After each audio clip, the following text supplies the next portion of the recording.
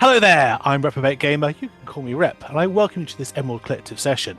I won't be your GM today, instead we are handing the reins over to the wonderful and talented Wayne Talbot, who's somewhere up there. Last seen as a guest slot in our Shadow Dark campaign, but back with us now to lead us through a brand new system to our channel before its formal release next month. It's been in beta for a number of months, and we are very much looking forward to getting hands-on with Daggerheart. I'll hand things over to our esteemed guest in just a moment, but I've been handed a list of things to bring to your attention before that point. We stream live plays several days a week, most often on Tuesdays, Thursdays and Fridays, with the occasional bonus here and there, such as this mini-campaign. Let's see what we have on the schedule this week. Well, on Tuesday we return to the world of Andromedus, homebrew world of our very own Carrag, wherever he is in this bit, I can't see in the Twitch. Rather than our regular Arcane Adventure series, this is a one-shot with a new party, escorting a caravan through the grey. Things start to go wrong when workers start to go missing. Carrag, anything you want to add to this? Yeah, so essentially, brief kind of run through and lore for people. The Grey is potentially one of the most deadly areas in my the country that I'm currently setting my campaign in. Now it's a low-level game, so do with that information what you will. Welcome Tier 1 to the most dangerous part of the world. Love it. Yeah. This is how we let to go on these things. On Thursday, talking of dangerous areas, we are back for the next part of Rebirth of the Graven King, and the battle against the malevolent entity Shadowstar has begun. As our heroes cross swords with this spectral horror, they are uncomfortably aware that Shadowstar has been in possession of their blood for some time. How does he intend to use their life essence against them?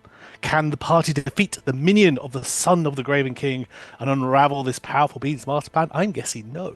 And not want to rest, GM Dave, who's running that, is also back on Friday with a Sorcery one-shot. Join a bunch of stuck-up, entitled and privileged nobles and their servants as they arrive at a supposedly haunted island for a weekend of fun and frolics that will almost definitely will turn into an absolute bloodbath.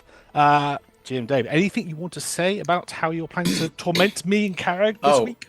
Yeah, well, I suppose, I was thinking up names for that one shot, and I was going between Blue Blood, Red Rum. I was like, that might be good, but then I settled with Downton Stabby.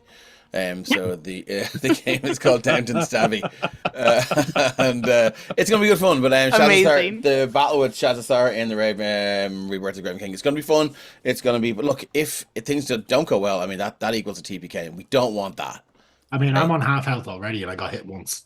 Yeah, so I'm a paladin. You're a bit of an NPC sort of bonus character, so I don't mind killing you. But listen. I'm not going to go out of my way to kill you. But I mean, if he dies, he dies.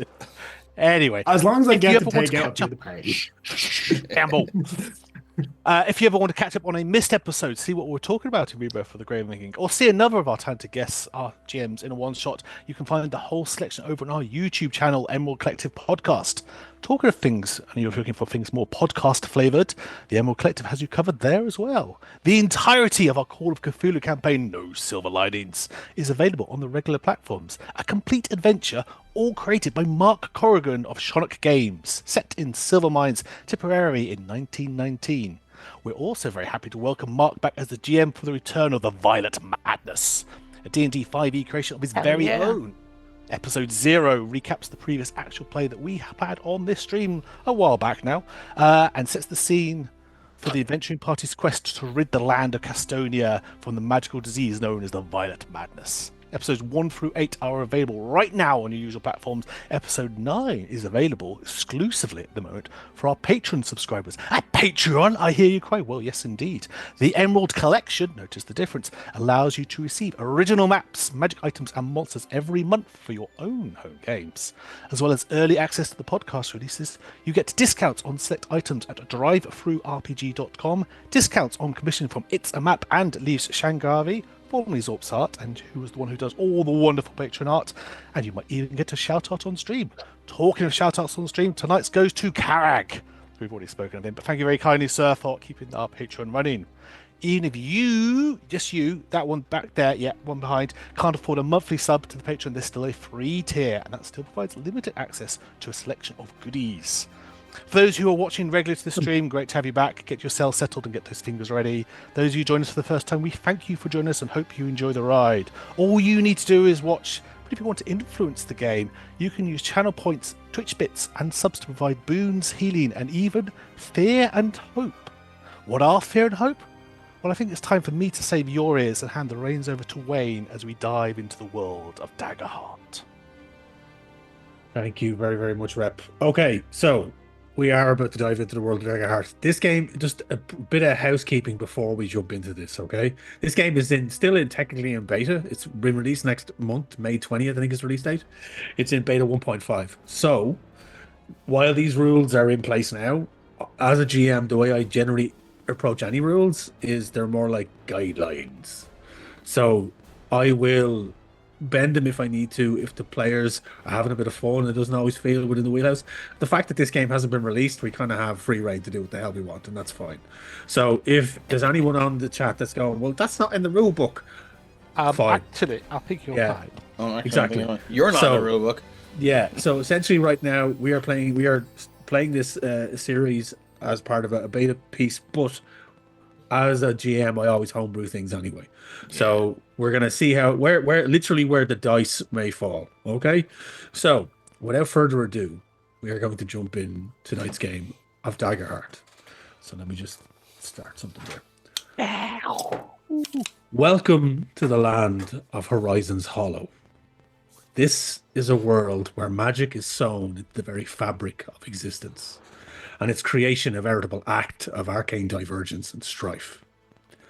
4,000 years ago, the land was torn asunder when two warring nations clashed, their leaders vying for control over the Glass Heart, a large crystalline structure that once sat at the center of the main continent of the Hollow. It imbued the land with perpetual growth and prosperity, and it was a source of much discontent amongst those who saw themselves as the rightful rulers of the land. These warlords wanted to rule over the Glass Heart, taking control of all of its resources that it freely imbued unto the land and all who dwelt there. The head war mages on each side of the conflict had devised plans to capture and control the heart using entrapment glyphs and long forbidden incantations, and as a result give the triumphant lord control over the heart itself. But their conflicting incantations caused the heart to shatter. Horizon's Hollow was torn asunder, and the Glass Heart was fractured into two halves. This became known as the Age of Destruction, with the event of the heart's fracturing becoming known as the Great Shatter. The two opposing armies were decimated, and any that survived were cursed for all eternity, their ancestral lines forevermore bearing the signs of their treachery. They became known as the Heart Cursed. Their physical forms changed forever, with manifestations of the natural world appearing on their physical forms as a sign of their betrayal against the heart, be it as shapes of coral that grows from their skin, moss and greenery covering most of their body, or fungal growths protruding from their joints of their faces. These new subspecies now existed across all races on the Hollow, their ancestors bearing their shame for all to see for the rest of time. The two separate pieces of the heart were scattered. The first fragment landed in the western region. It became a place of worship for those who travelled there, and over time, following hundreds of years of study, the grand city of Parliament was built around this crystal fragment. Utilizing the power of the crystal, the arcane scholars of the city devised a great engine that allowed Parliament to rise into the sky. And there it has remained for the most part, kept aloft by the will of the people.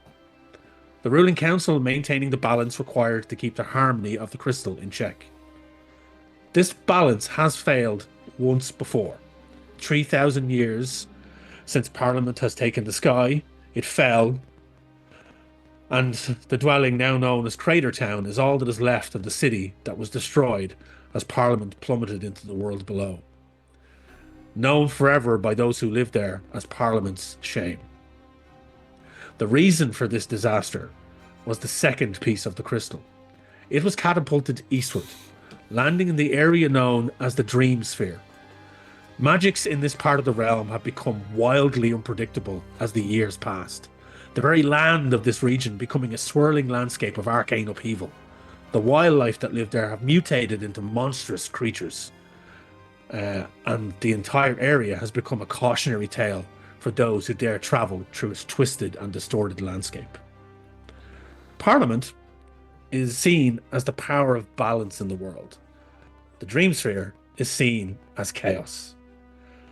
So much so that it's also called by its other name, Parliament's Bane.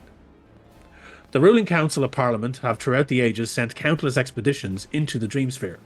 With varied results, some have vanished without a trace, others have returned but unable to remember what took place there.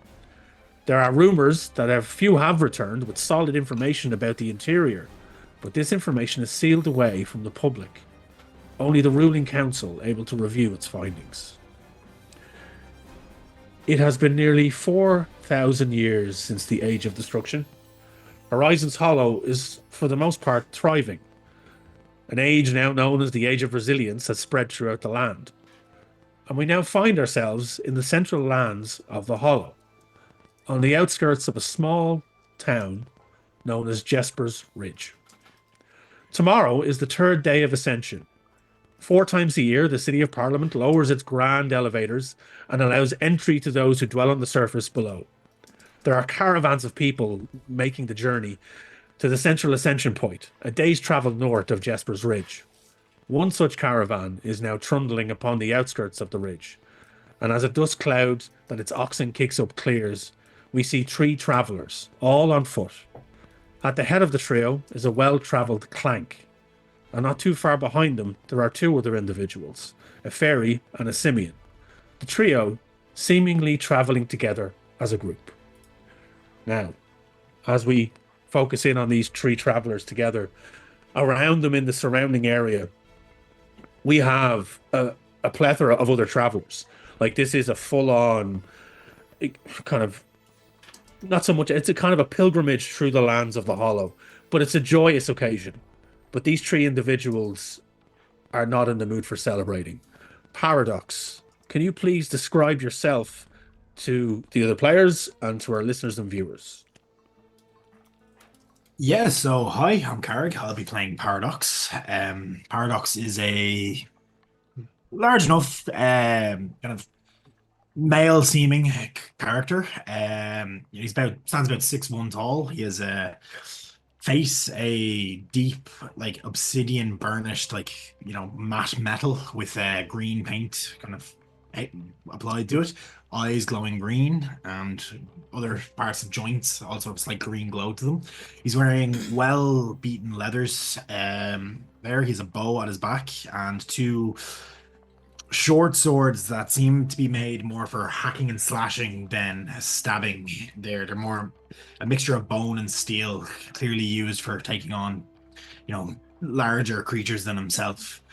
Paradox is a Clank, which is a robotic race. He, for what little expression he has, those who are skilled enough to read it can see it's more of a kind of a somber, dour kind of vibe to it. He's clearly not in the best of mood, and potentially hasn't been for quite some time. He's traveling there now on this road with his companions about a day now, and so far he's been fairly quiet, not really spoken too much, and it's kind of it for him.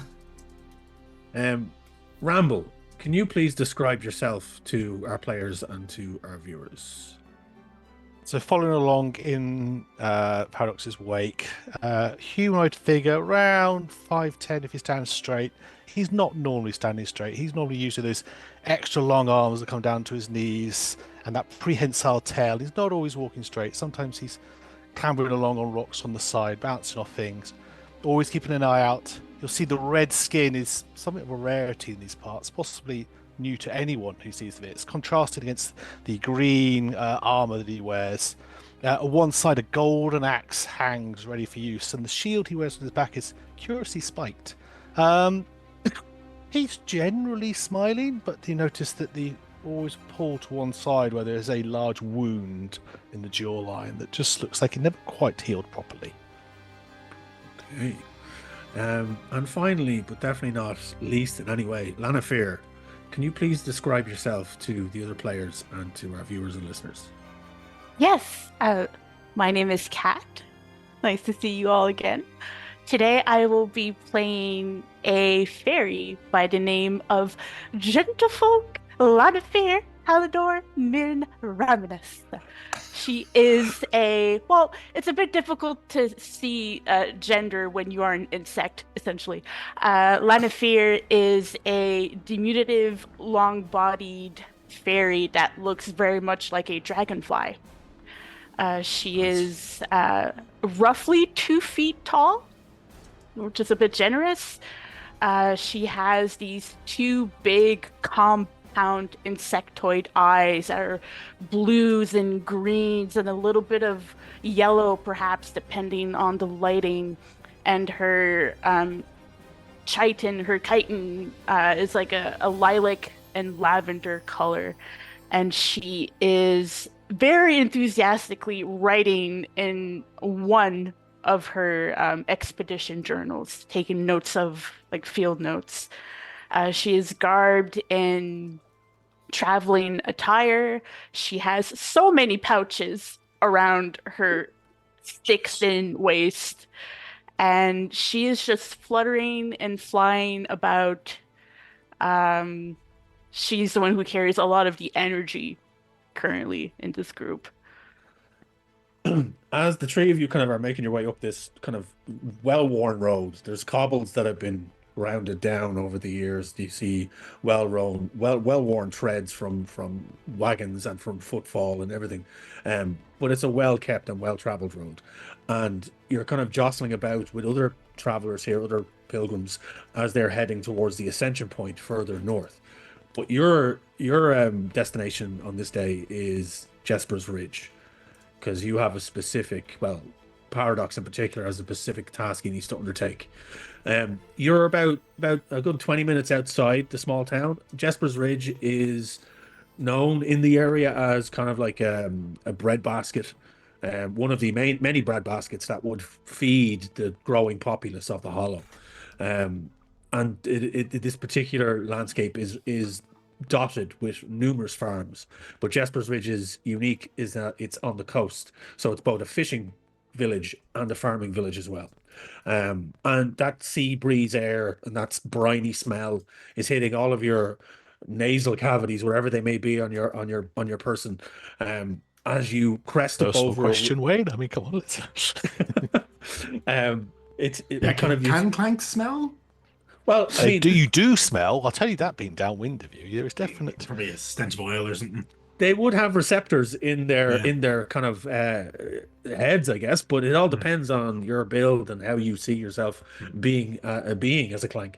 But as you travel up this kind of well-worn road, moving in and out between caravans, between jostling people, you come up over a kind of a small ridge, and you look down into a small dip. As the road disappears off northwards, you now see that the road is completely dotted with makeshift stalls of people selling wares, two fellow travelers, food, armor, kind of any kind of travel equipment. There seems to be it's like a kind of a marketplace that has been set up on the road that kind of leads up and past Jesper's Ridge, which you can now see off in the distance. Is there anything you just want to do in this moment, or do you just want to keep on? Ramble is telling Lanafair we are not interviewing each and every person. We do not have time. Oh, Ramble, my Oh. dear Ramble, but I must go ask. They look so interesting. I How have many so many people things can that- you see on these travels? Oh, well, if you allow me to count, I would love You to can count them. count as 1, we walk. 2, 3. Oh, I don't need to walk. I have wings. Oh, silly Ramble. And she's going to start counting literally each and every one of the people. Meanwhile, she's Ramble just starts pushing her along Yeah. off towards Jasper's Ridge and where we need to go. So Paradox not even engaging with the conversation, is like kind of pulling like a brace of rabbits off his belt that he's like hunted on the travel. He'll walk up to one of the merchants, like that seems to be a butcher, and just slam them down and be like, "What do you got for these?" He was kind of in the middle of just cutting off some dried meat and packing it for another customer, and you just, as you slam these conies down onto the thing, and you hear the crack of their bones. I said, "Oh, what you see him? It's kind of, he's a humanoid, but there's definitely a variation of lineage mixed in, kind of part tiefling because he has slight horns and a bluish tinge to his skin. He's squat and short, so there's definitely some form of dwarven in there as well. And he's like, oh, how many you got? What's that? I need to weigh him. And it's about 4, good size. right, well, 1 second. Thanks very much. And he hands off the dried meats in the bag to then take some coin and throws it into a container behind the stall. And he kind of takes up. How many ridges does he has on his horns? How many He crosses? His horns are not very prominent, so he would like his hair is kind of covering most of them, and he's got salt and pepper black hair that's tied back, greasy along the sides and tied back into a plait that falls down behind his head. He's wearing a clean enough butcher's apron because as you all take in this space now, he seems to be more selling of dried meats and provisions rather than doing full-on butchery. There are some carcasses that he has, but they're kind of ready to be smoked on a rack that's just behind the stall. I would say they're likely skinned already. Like, okay, like there's like Paradox would probably prep them at camp, but he just sell them off. I could probably give you a handful of coin. It'll probably see you through the day. They're in fine, and he kind of gives them a once over. Would Paradox have hunting expertise? Do you have a hunting ability? Would this be something you could do? He would. As a ranger, there he'd be fairly proficient in that. He has his expert tracker experience, and he also has a let the hunt begin experience there that I think would have been. Okay, well I'll tell you what then. Give me a roll, first roll of the game here. I want a. Give me a control roll, and if you want to use your expertise. So this is our first piece of mechanics here in the game, folks. Basically, you can use your expertise in the game, which is an ability that a player would have, but you spend what's called hope to do so. So every player starts with 6 hope. I think it's 6 hope, isn't it? It is 6 hope. I thought it was 2, so I have have to 2. Sorry, you can have up to 6 hope. You start with 2. We'll take the 6 though if you want. If you start with 6 hope, I start with 6 fear. So it's only that's fair.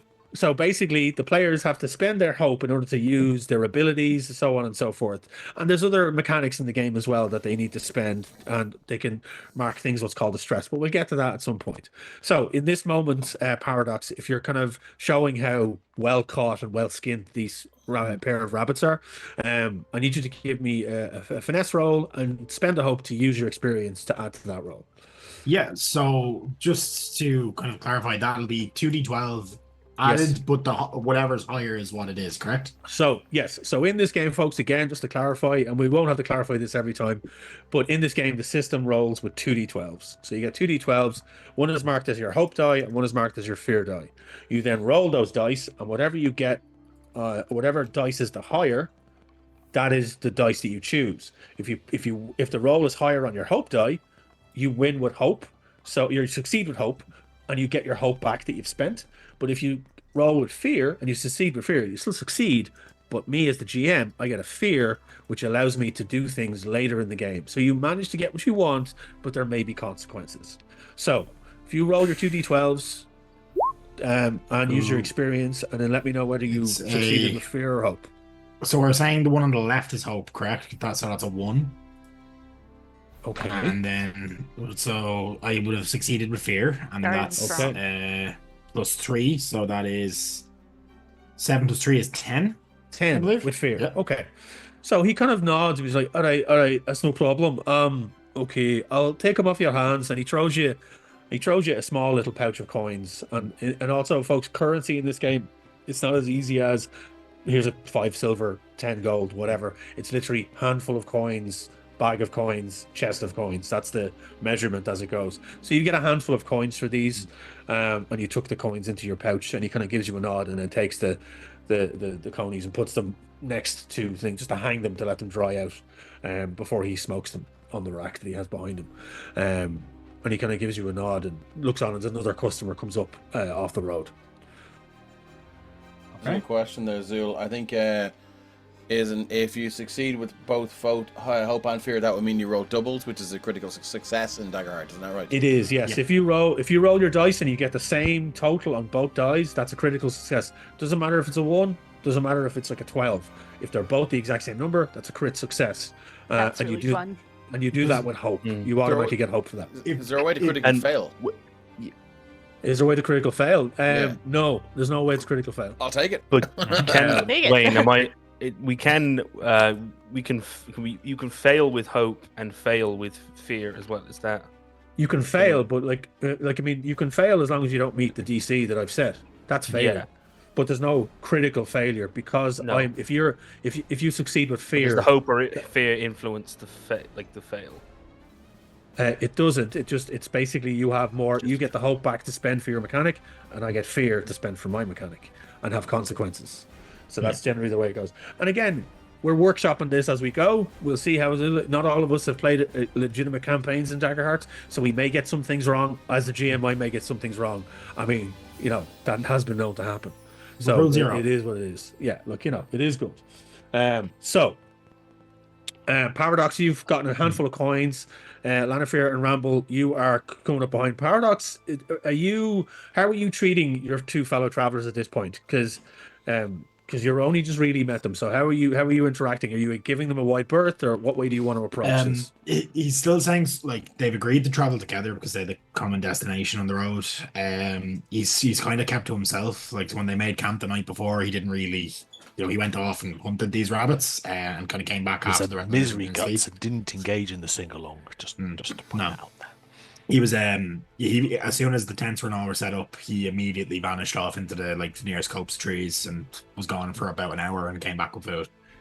Like food for the night and then food to be sold on because he figured the more coin the better when we get the parliaments. Okay. Good way to grease some palms. Yeah. So are the three of you continuing on at this moment, or is there anything else you wish to do? Yep, pushing on. Pushing on. Okay. Lanafear is being pushed. Literally pushing on. It takes you about 15 to 20 minutes to push through the crowd because there are throngs of people here, fully active caravans that are still moving through, like wagon after wagon after wagon, crowds of people, some people on the backs of mounts, so on and so forth. And you come up into Jesper's Ridge itself. You have to turn off the main road. You take a right turn and you come down into the village, and it's a small space. And it's being a coastal town, it has that inlay kind of, you can still smell the sea air from where you are, but there is kind of a road down into a docking area where from where you are looking down over this kind of rocky ridge. That is, the area is green. It's beautifully green and the land is rich here. And in the back of your mind, Paradox, that triggers the idea that the land is green, but you're thinking, for how long? Yeah. Given your situation. As you step into this area, you have a goal in mind. You're looking for somebody in particular. Now, have you communicated to either Lanafear or Ramble what you want to do in the town? He's probably communicated that he's looking for someone specifically to Okay. get there. I don't know if he's gone into the detail of it yet. He might have explained that he's from the cavalcade. He may not have said what's happened to the cavalcade. So you step into the town and there's hustle bustle in here. You see a lot of people that are definitely travelers. They're dressed as travelers. They're kind of stopping off in Jesper's Ridge as a layover before they move on to the Ascension point up north. But there's a lot of traffic, true traffic here as well. Give me, let me see now for a roll here. Any three of you here can do this if you want, or all three of you can do it and just give me your answers. Give me an instinct roll, please. So would this be to like sense or navigate or perceive? It's a perceive roll. Okay. Do I have anything for that? Great rolls, Ramble. I do have a No, I plus don't. 2 to that, I do Plus believe. one. So And feel free to use any experiences you wish in this situation as well. Ramble gets a 5 on hope. 5 on hope. Okay. that's 12 on hope with a Hope. +1, so that's a total of 13. 13 hope. Lanafear? Lanafear rolled a 4 on hope, but with the plus Okay. 2, it's 6. Okay. 7 in So, fear, though, right? Yeah, to fear is 7. Yeah. So it just to make you aware, you call out the highest roll. Oh, So if sorry. If your Yep. fear is higher than your hope, then you call out the highest number, no matter what dice it's on. So Okay. if you roll higher on your fear die, you just say, "I've rolled this on fear," and so on. It might not meet the DC, but just like in this situation, you rolled a 7 on the fear die. Yes. You didn't hit the DC, so you didn't make it. But so Lanifer, you're kind of buzzing in around, kind of trying to stick close to Ramble as you're pushing through these crowds, getting into the town. More Ramble's trying to stick close to Lanifer and keep us Yeah, buzzing too far away. So you two don't really pick up anything off your peripheral. You're trying to kind of gauge see who the local people are. But Paradox, straight away, you're trying to clock for somebody who would give you guidance in the town to look for a particular individual you're looking for. And you spot somebody that seems to be of the local, you'd want to say towns guard, but they're like kind of like a local sheriff or deputy. Yeah. And they're kind of leaning in to what we could be called a town square. It's got a large kind of pillar in the center with a couple of drinking fountains around it. And people are milling around and filling water skins to it. And he's kind of leaning off to one side of it. Helmet off, resting on the ground. You see his spear is leaning against his kind of shoulder as he leans against the pillar, and is just giving a kind of a broad view of the area and kind of taking everything in. But he doesn't seem to be too plussed about the general populace, and you just spot him from across the kind of the town square. Yeah, so Paradox there lowering his hood to make himself like off his head to make himself look less of a suspicious target. Is going to start making his way over to the town guard, and he's kind of, he has all his weapons are readily accessible, but they are stowed under his cloak in a way that they're not easily visible except for his bow. But he is, he comes across dressed as a hunter, so that shouldn't generally cause an issue. So he's kind of making his way towards this town guard purposely, and he will kind of signal to the others that he is what he's doing. Question for you, Wayne, because I succeeded with hope, I gain a hope back, is that correct? Yes, you do. Yes. Grant back to 2. So he's gonna make his way over, and he'll kind of post up beside him, and he'll be like, I'm looking for somebody and I think you can help. He sees you approach and he kind of stands up and he's like, oh, aye, what you think I can help you with? I need to get to Parliament. Right, well, so there's a lot of people here. I need to know. I need to get in contact with somebody who can get me a meeting with the Arbiters. You're looking for an arbiter? I am. Well, okay, well, I guess today's your lucky day. We have an arbiter in the town. They're on the way to Parliament, so they might accompany you, but you could probably go ask him. Old looking fella. Well, he's down in the Busted Bucket. It's a tavern down kind of the western side of town. Dingy old place. But there's a fine pint, I guess. You can find him down there. That's where I last heard he was going. He's the only arbiter left in town. The rest have all moved on. Right, thanks. And then you'll slip like 1 coin out of the handle he got towards the guard. You're very generous. And he just puts it into his pocket. Yeah. Will I mark off a handful for that, or is that just a coin? No, you don't have to mark. Yeah, it. grand, yeah. Fine. He giving you the direction to the bucket, the kind of the dive bar that he reckons this arbiter is kind of housed up in until they move up to Parliament the following day. Do you signal to the other two as well to follow you? He's not trying to lose them because they have like traveled together and like they are going in the same way. So like safety in numbers is the kind of mindset that Paradox has at the moment. He has no reason to distrust them so far. And I hope he's not really, ideally not really giving them much to distrust him. He's just kind of a bit of a keep to himself, quiet person so far. And so he's just gonna make his way down. He'll walk back and be like, right, there's an arbiter in the sorry, what was the name of the place again? The Burst Bucket. The Burst Bucket. Yeah. So Busted Bucket. He's on his way. We might be able to convince him to accompany us. Well, the Busted Bucket doesn't inspire confidence. Busted Bucket. Busted Guard says Bucket. the guard says it does a good pint, but I don't really drink, so Let's go and see what this arbiter of yours has to say. that's more what I have to say to him. Either which way. The town the other isn't way. very large. The town isn't very large, so it's like you could literally walk for 2 minutes and you're going to get to the place.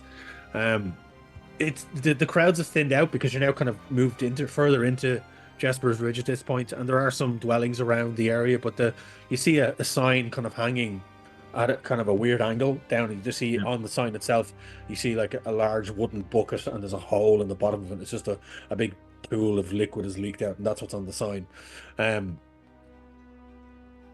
There's nobody really around this area, and you can start to hear elevated voices as you approach this place. And just as the three of you come upon the large wooden door into it, music has gotten very dramatic all of a sudden. Boss fight. Yeah. I'm gonna put this on instead. BBEG walked out the doors. There you are. I've got to off your adventures. We're straight to it. Him. The three of you are kind of coming upon the door, and you just hear boom, boom, boom, boom, boom, boom, and the door shakes, and then there's and then it explodes outwards in a hail of splinters, and this lightly armored body just flies out, hits the ground face first, and skids to a halt on their face. Oh my! And it kind of goes between the three of you as it just skids across, and then just comes to a halt about 10 feet away from you. And you're kind of looking between that and looking at the doorway, which is now just darkened, and you can hear raised voices inside. Should we help them up? Should we help them? My goodness, sir, madame, person, Rumble could is you already need help? lumbering over her and just lifts up whoever this person is just to look at them. Just full body lift up. Ramble, as always, you are so good at this. Ramble, as you lift up the individual, they've got they're unconscious. They've got a broken nose which has been smashed to the left of their face. They're scraggly bearded.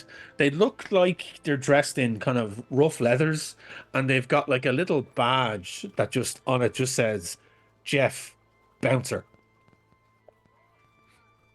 Busted bucket bouncer. I shall return him to the bucket. I believe they will be looking for him soon. I just start to carry him towards the doorway. Oh, be gentle, Ramble, dear. Be gentle. I switch the grip so I'm carrying him gently. And he's completely flopped unconscious. Like, he's still alive. He's just been knocked out, and he's just kind of flopped to kind of in your arms as you carry him along. And you do all three of you enter into the bucket? Yeah. To the bucket we go. In we go. Yeah. You kind of you step this in. This is yours, I believe, as he walks through the door. You step into the dimly lit, and the kind of it takes a second for your eyes to adjust from the brightness of the outside to kind of the interior of this dive bar. And as you adjust, you look around. You see at the end of the bar, end of the actual room itself, there's a small stage, and right in front of the stage there are three individuals. One looks like a barkeep. He's a big, burly man, a kind of bald head that's glistening, a long, bushy beard. He's wearing what was once a white shirt, but it's very, very grimy and stain covered, and then a large leather apron. And he's pointing a meaty finger at what looks like a human individual who is also kind of staring back at him. David, can you describe James to us, please? Oh, David. Only my mother calls me David when she's annoyed with me, so I'm immediately on the back foot.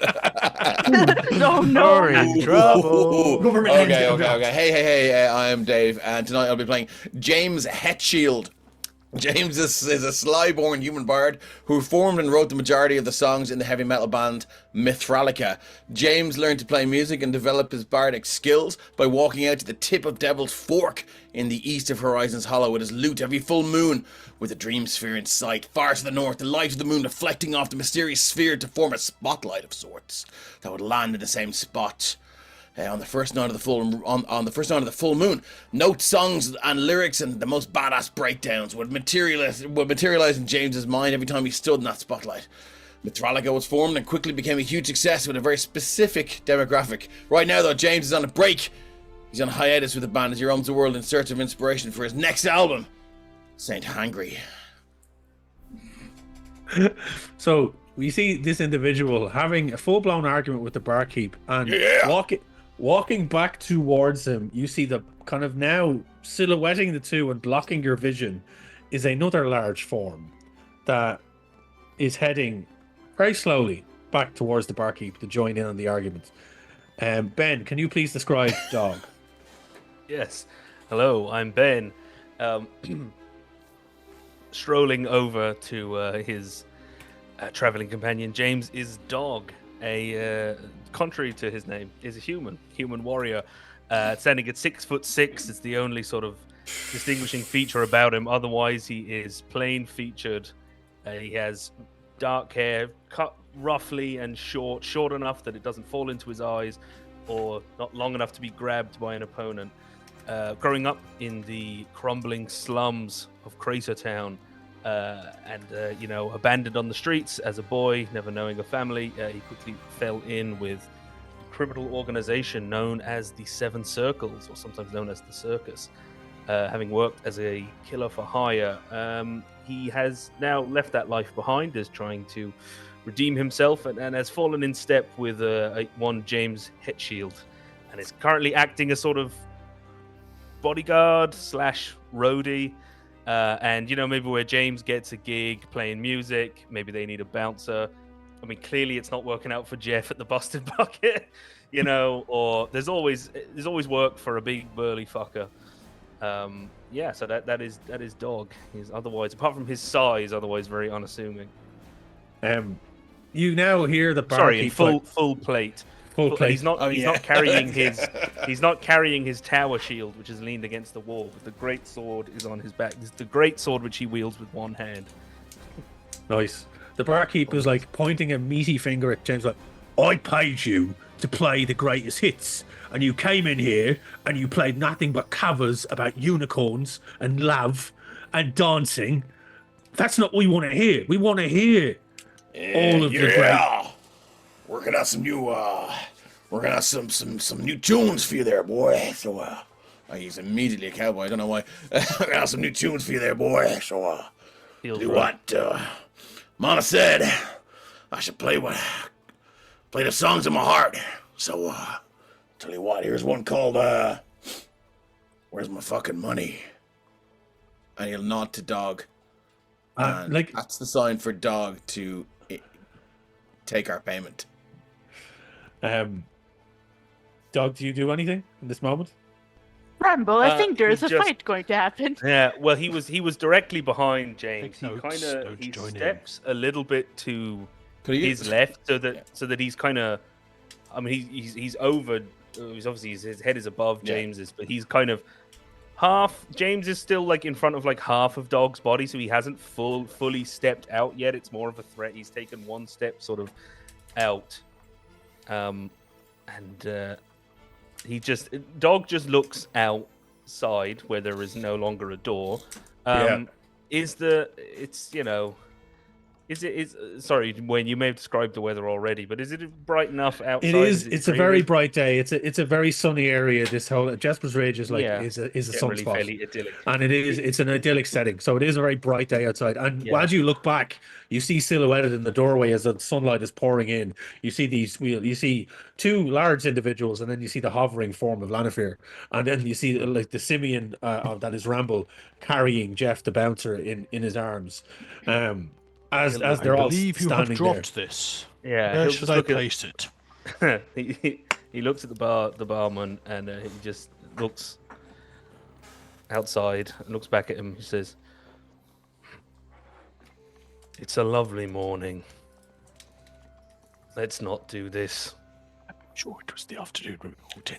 Can I bang out? Lovely day. It's a lovely day. Is it? Bang out the first chords of a cover, and I'll just use my Rockstar presence if I can. Nice, yeah. Give us a roll with that, yeah. So, Rockstar presence is what? I got that gives me +2. So I need to roll 2d12. Yes, roll 2d12. Take the highest. Like Cleopatra. Okay, that's a 1 and a 2. So I've rolled a 2 with hope. GM. Yeah. Okay. Hope and fear. So I rolled a 2 with fear. This could be why he's sort of left Mithralica and gone off on his own for a while, because maybe he was having some stage presence performance issues. Not with the ladies, just with the Smoothers never audience. normally Dog was like, Um, this was. We were arguing about this. This was not the time for the power cord. So he It's not the throws time out a power cord and he makes a fucking shit of it, obviously.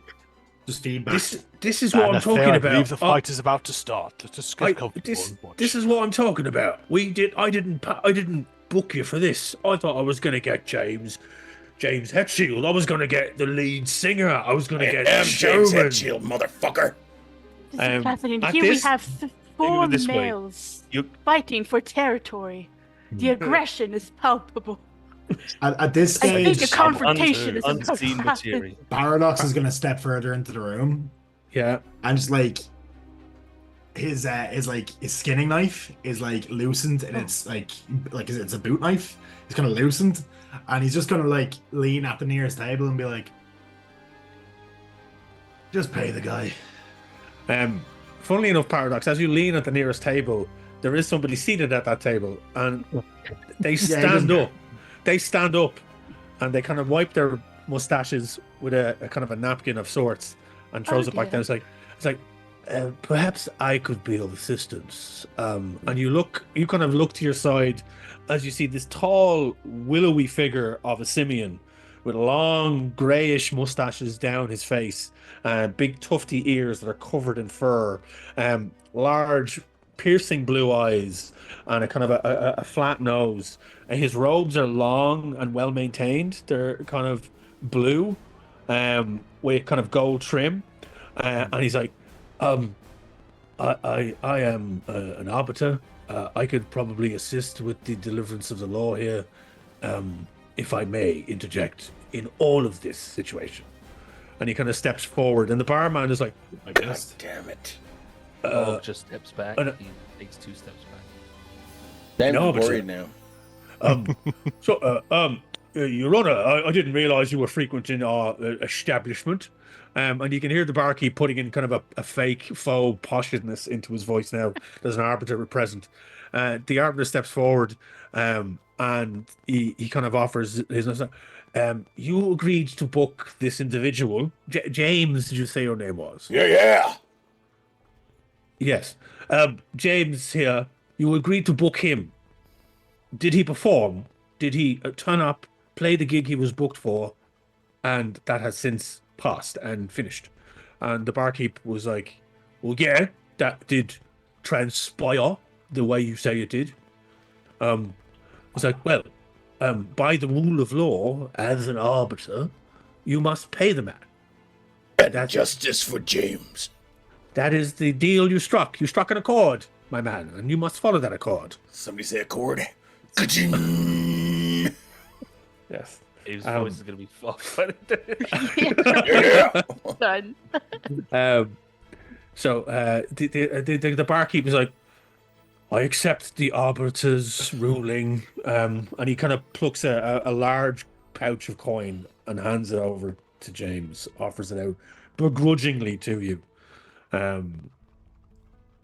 Dog will take a handful of the coins out of the bag Yeah. and hand them back to the barman, and just point and say,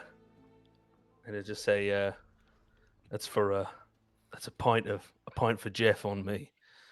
Well, you true. I assume Ramble- so. Ramble, have you put Jeff down at this point? I have you? put Jeff down on the bar. So Jeff is just like on the bar, still like unconscious. His nose Oh, plasters to one side of his face. Okay. nasty. He's still breathing. Yes. I assumed, Wait. Dwayne, that was. I assumed that was Yes, he's dog. still breathing. It was dog. Yeah, no, that Yeah, was dog. that's true. Yeah. How much gold do You you know, get? tasty. So you get a large handful of gold. So just click. Or sorry, handful. a large bag of gold. A large bag of A gold. bag of gold. Okay. Bag So- of gold. Okay, so cool. So I have a bag of gold. Cool. And the kind of the arbiter gives a nod. For anyone, if anyone here in the group here, if you just want to give me a roll on this, just to show, like to see what your knowledge is of. Sorry, my screen has shut the bed. If you want to give me a roll, if I can bring it up. It'd be a recall roll then, Be a knowledge or Yeah, a knowledge or a recall roll, and just Perfect. Yeah, a knowledge or a recall roll just to see if you're aware of what the arbiter's job or role would be. Oh, Within the room. perfect. Yeah. Nearly doubles. Nearly doubles. Okay, so click Ooh. that. I've got no bonus to God. knowledge, but Cat is back on it with the piss poor roll. That's a Okay, 7 that's on a- here. You still That's a- succeeded. That's a 12 with hope. keeps doing this. Oh, with hope. Okay. So, 7 with Nah, hope. nah. James, mark yourself for the All hope. with hope. Oh, I get a hope twice. Cool. So who got over 10? Just one is Grant. Okay. So with hope, so that's Grant. James, you're aware, dealing with your musical rights in the industry, throughout the land of the Hollow. You're very aware with the arbiters and the law of the land that they rule. They are basically the representative of Parliament on the land of the Hollow, and each town will be given an arbiter to kind of process rules and laws and regulations and be the kind of the voice of Parliament in that particular town. You are aware that there was an arbiter in your hometown, and Dog, you have met an arbiter before in the Crater town. So, and Lanafir, you would have general knowledge because you're from Parliament, but like you may not be because you're an academic. You don't have dealings directly with them. So, but they are essentially the law representatives, like judges that move around the areas and pass judgment, but not in a Judge Dredd sense of way. Just more You're like, more like a lawyer. yeah, it's not in a fascist sense. But yeah, so this individual that stands before you now, he's a tall, thin simian, well dressed, as I've described, and he's kind of like giving a nod, and he's making a move now to go back to his table. Oh, Mr. Paradox, you can put the knife away, I think. He never Oh, pulled out. He necessary. never drew the knife. He just kind of had his like the strap that was holding it, like was Okay, flipped because I up, thought ready to. you mentioned that So he had it like. So no, so it was more so like a quick draw and throw at Gotcha, somebody if they okay. had to. Gotcha. But yeah, so Paradox is going to turn to the Arbiter in this moment. Be like, I could use a word with you when you have a moment. Indeed, yes. Please take a seat. And he kind of gestures to the table that he was at. He'll pull up You the all- seat that he was kind of Yeah, leaned over. you all see the arbiter go back to his table, and you can go about your business and do whatever you want to do in this moment. But you see Paradox, James and Dog. You see Paradox come in and sit down and sit and talk to this arbiter who just authorized your payment, so you're now a bit richer because of him. So Paradox, you kind of seat yourself down at the table. The arbiter sits in front of you. He kind of straightens out his robes and picks up a small, dainty sherry glass and takes a sip and places it back down. So Paradox is going to reach into his pack and he's going to like open and he's going to pull out like I assume the cavalcade probably had some sort of livery or banners on the sides of the They would vehicles have, yeah. there. Yeah, so he's going to pull out one of those that happens to be somewhat bloodstained. Yeah. And he's going to like not slam it down, but he's going to like set it down on the table in front of him and be like, Okay. He kind of looks down at it, and you see he raise an eyebrow and looks back at you. was with the cavalcade. I'm was a hunter at security. I left for a few hours to a few days really, or to bring food back. And when I returned, the whole thing's gone. When you say God, Gone, dead. And Paradox gets like slightly choked up when he's saying it. you see his eyes kind of flicker back and forth a bit as he processes this information. You want me to tell me the entire cavalcade, the entire caravan of Shook, Beetle, the traveling pack, the sowers of the land, have been destroyed, wiped out, Here's that way. and you survived? I wasn't there when it happened.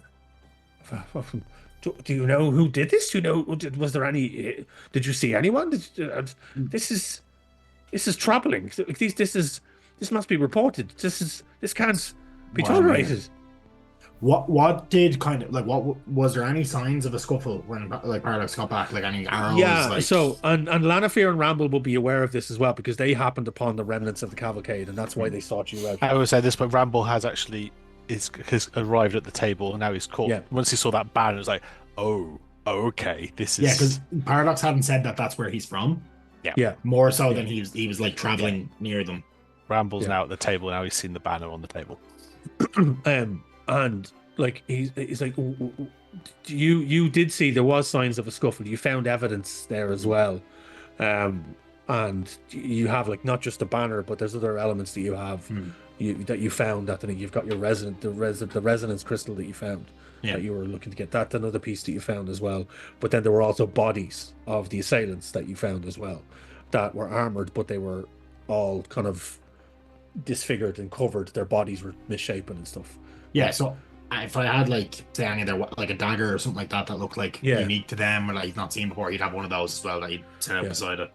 Okay. And what evidence are you producing to the Arbiter here? Are you producing everything or just not everything? Anything small enough that wouldn't cause everybody around to kind of come out like crowd around. So like for example, as I said, like if there's like a dagger that one of the assailants had that may be intricate, like marked in any way, he'll like lay that out, or like any symbolism or like an amulet or anything like that he may have found. Yeah. So the one thing that you found on them that stuck out more than anything else, because the weaponry that you found was very nondescript. It was all like a blade, a sword, whatever.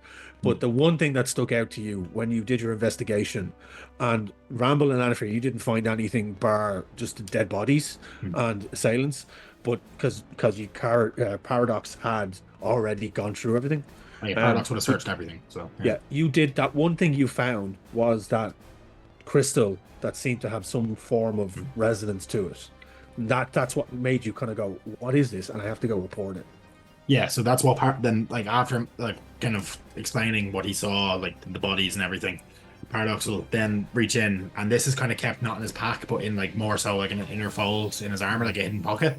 He'll reach in and he'll pull out the crystal and he'll set that on top of the banner. He's like, that didn't come from us. The Arbiter kind of moves the banner and looks at it and gingerly touches it, and you can see that there's serious concern on his face. The ramifications of this is huge. And then when you place the crystal down, he kind of looks confused and pokes at it a bit and then picks it up. Lanafear and Ramble, are you at the table at this point? I don't know if Lanafear's followed, but if he saw the crystal, this is the point he'd ask Lanafear. She'd recognise what the crystal was.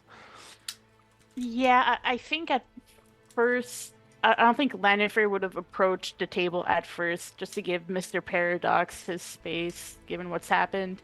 But seeing Ramble approach now, I think that would be her cue to like just buzz over, and immediately just drawn to the crystal on the table. Okay.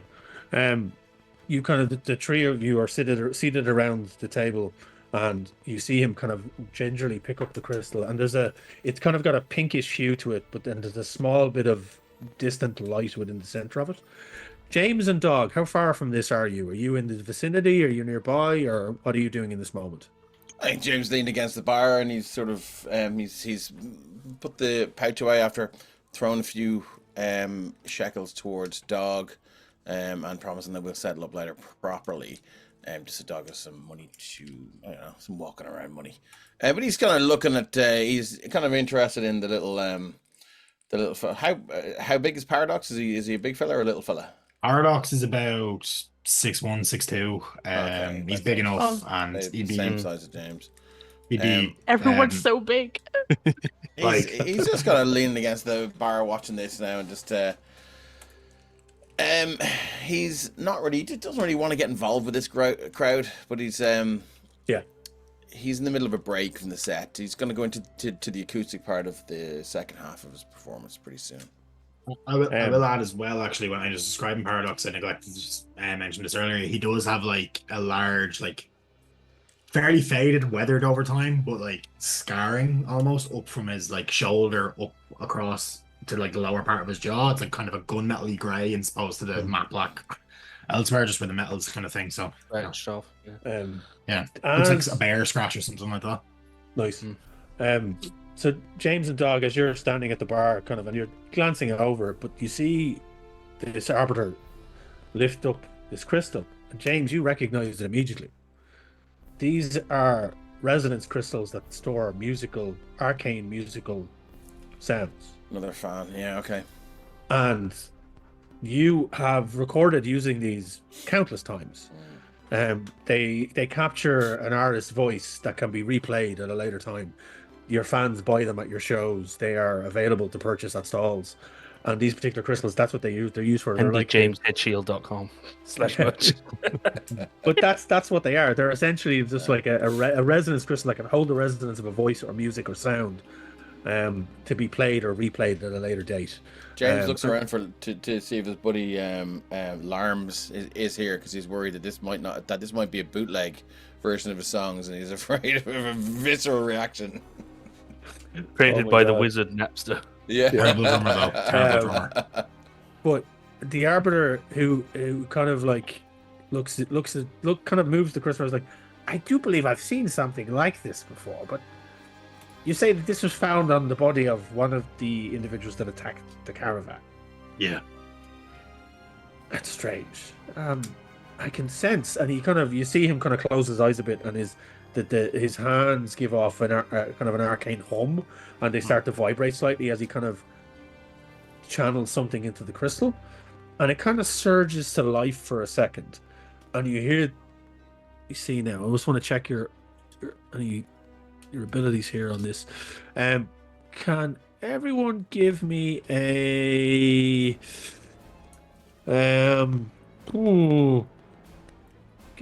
a control roll, please? Also, I'll just agree. as an aside, Yeah. Well, I mean, can we? Obviously, I'm sure Paradox is probably being as quiet Nice. Control. as possible. But I mean, can we hear what's being discussed? Yeah. You can give me a From the perceive bar. roll if you wish to see if you're listening out, but Paradox is Um, definitely keeping his voice to the point where yeah. only people at the table can hear what he said. So where do we find control that's- on our character sheet? That's 13 with fear. one of those. okay. Control your is numbers a your finesse control roll, is a finesse roll, James. Perfect. So you have a -1 to your finesse. Great. Here As we do go. I. I 9 got 10 on with fear. hope for Lenafear.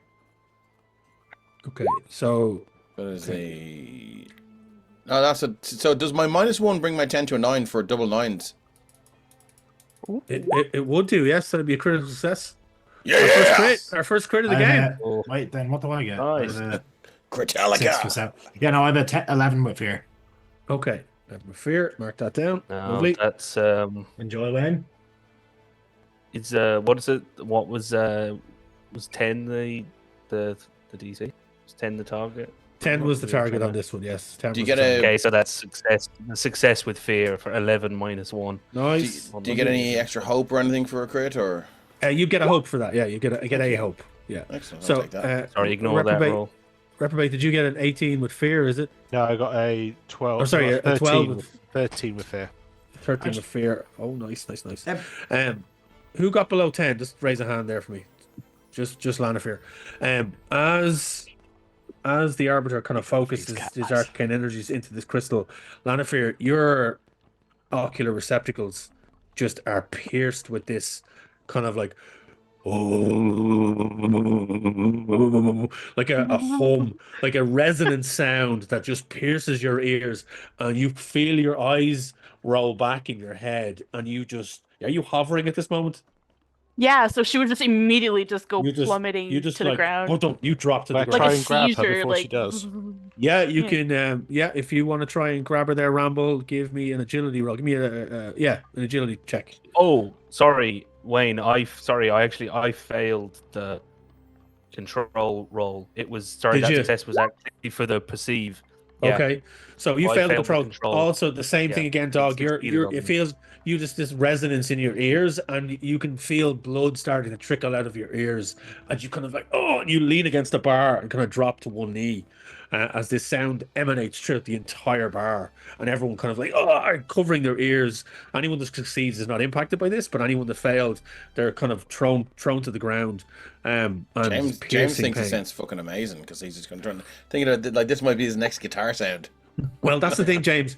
You you kind of like you're standing there, and as you hear this sound, there's that resonance that is like it just reminds you of something that you experimented with on an earlier album, where you were using vocal resonance of arcane creatures, that you had other resonance recordings of, and you were trying to play with them. And this particular sound, because of your background, because of who you are, you would immediately know that this sounded like very similar to the arcane resonance chamber of a dragon. Shit. Okay. It was like a large, heavy Dragons, resonance that kind you of rumbled through. Because being a member of Critallica, you're going to be using dragon sounds as part of backing vocals. It's just part of what they would do in Critallica. Yeah, and it did once cover Stop Dragging My Heart Around as well. So there you go. So I love watching cats suffer every time you say this. critical hit every time.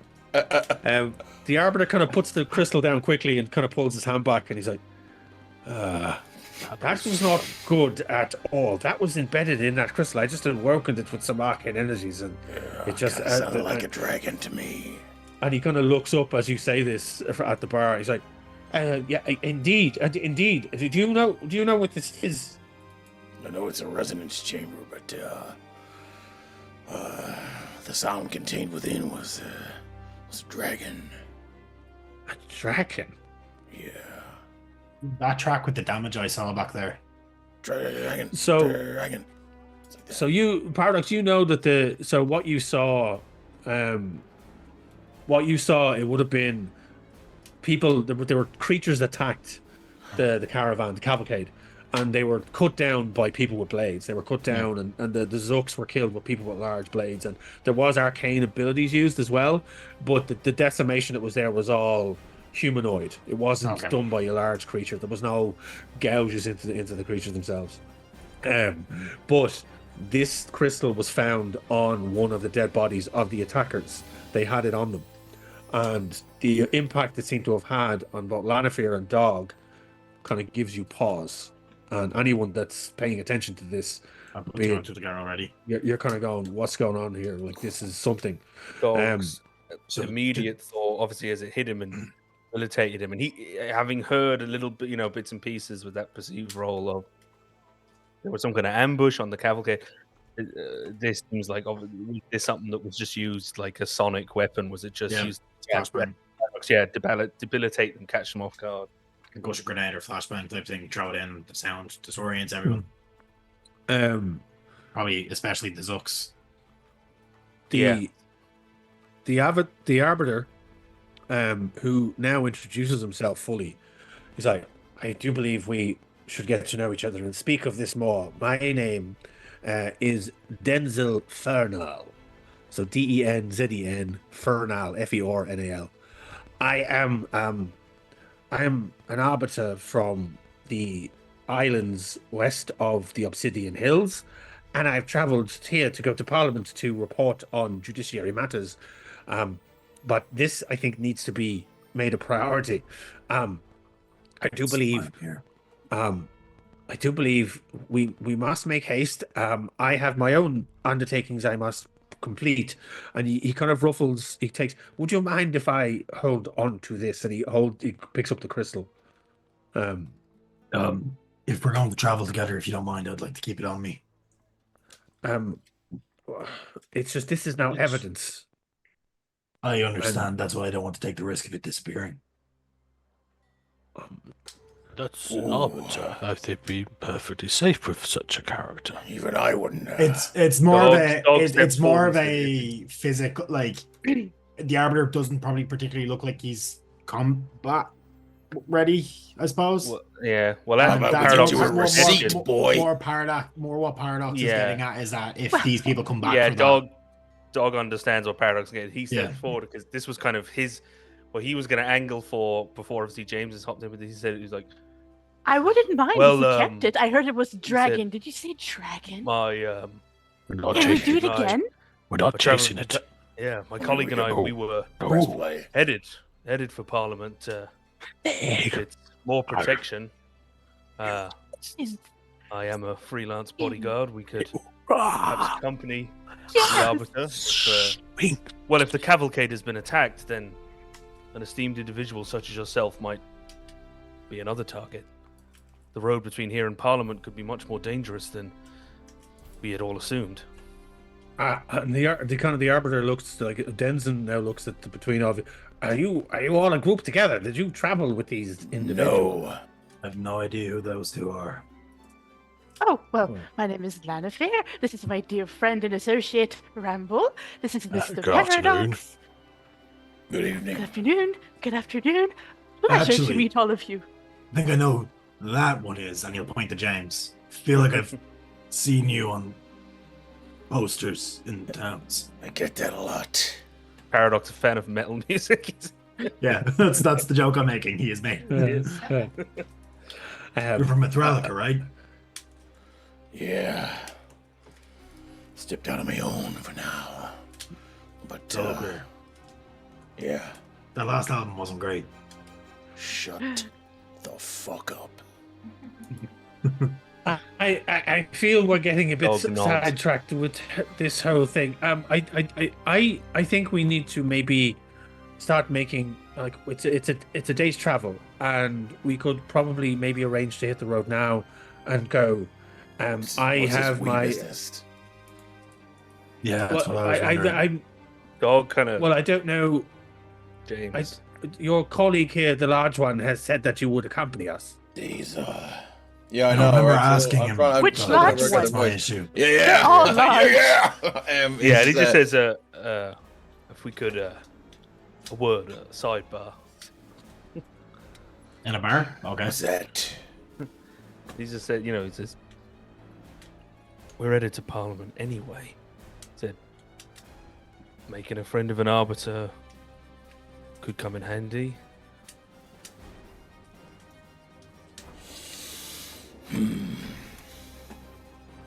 Might be some dosh in it. Now you're talking. Private gigs. Private gigs. Money. Dosh. Yeah.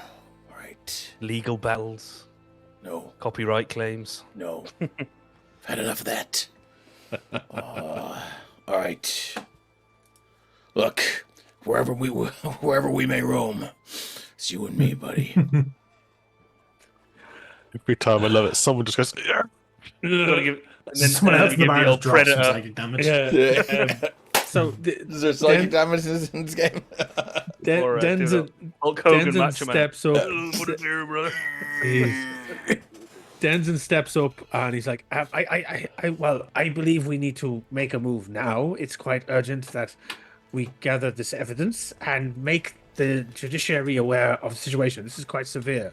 I don't know how well versed the rest of you are with the cavalcade and its important role in the eco-structure within the realm, but this is extremely serious. And he kind of gathers, he gives the crystal back to Paradox, but he gathers up the standard and tucks it into his robes. Could I use song lore to determine whether that dragon sound is one that I've actually used, or is it different? Because I would be very familiar with dragon sounds that we'd use maybe on the experimental third album, and I feel like he would have like the recording process would have been exhausting, and he would have listened to these sounds a lot. So I'm going to use song lore, which gives me +2. So I need to roll 2d12 and then add 2. Is that right? That's exactly it. So, but if I have a +2, can that supposed bonus knock me off getting a crit? The same way It my can. minus brought me into getting a crit. Yeah, So, it can do. Yeah, I had Okay. a look at that. What I've seen, you are supposed to add the 2 dice together for your DC, and then whichever one's highest is what you lead with. What? It's like you lead with fear or hope. I was looking at that there in the videos earlier. Yeah. I didn't want to say yeah. it. So It's the yeah, total. so dice basically, but it's the main dice that you roll the highest with. So whatever dice rolls the highest. So if you roll highest with the fear, you succeed with fear. If you roll highest with the hope, you succeed with hope. I The think- +2 could theoretically knock you off. Yes. Knock me off a crit. From when I was now, You I, could. I like it. I Wayne, like you're it. Yeah, taking- you're- I I just saw wanted that, to be though, it sure. was the, So it I'm was going to the call it key. here as GM. That's Yeah. how we're going to approach it. So that's right. Love it. the I love hope it. die Yeah, yeah. or the fear die. So that's the way it's going to work. Excellent. Okay? I love it. Yeah. I love it. So, I love it. yeah. I just wanted to be sure. The way we're Yeah. rolling it, Wayne, just adding the bonus kind of before the result, right? Yeah, so it's like the die. Yeah. Yeah. Cool. Okay, that's what I was getting. There's I was like, 2d12. whether it I've goes got to the correct a round. 10 with fear, which makes it a 12 with fear. Is that right? Yeah. 2 and a 10, so I got 12 with fear. Yeah. I think we can look at that. I think that, I mean, Carrick, if you're right that you have to add the two of them together, then by all means That's we can go that way. how crit roll we're doing it. Anyways. Yeah, that's fine. Let's We do can it look your at way that. for We can look at that for tonight. Yeah, we can for Oh, now. yeah, that's fine. after Yeah, the that's break. just what I was thinking. definitely. You succeeded with fear.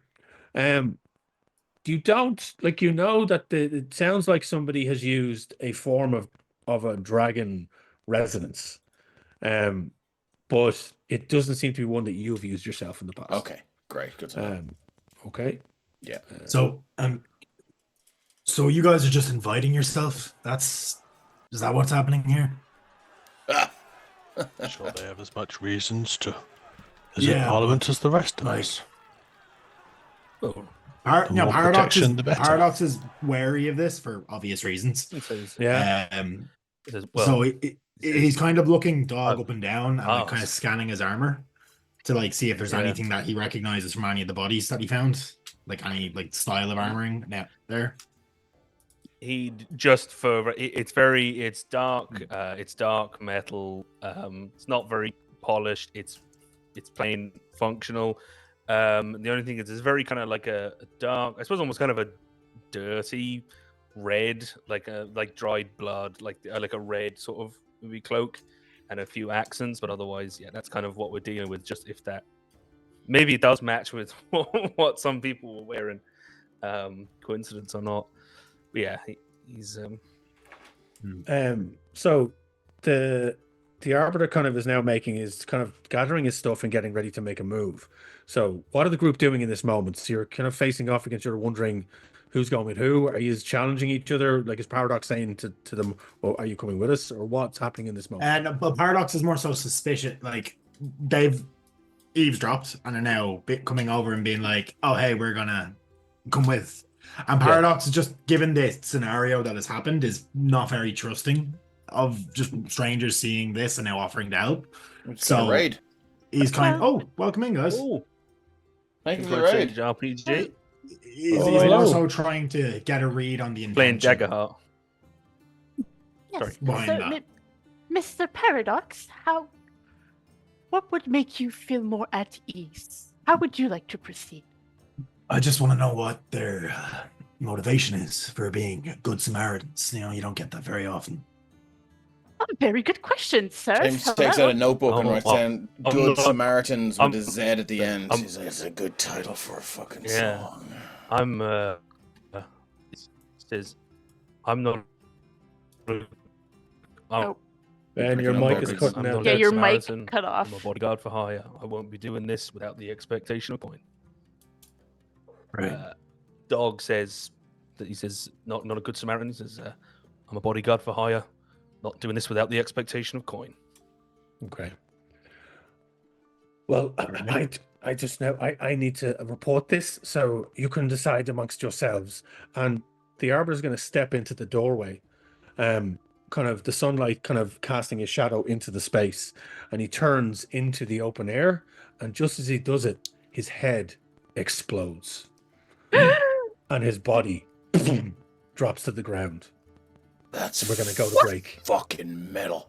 We are going to go to break at that point. We will see you back here in 5 to 10, and we'll see just what happens when 07. head banging goes wrong. Thank you very much.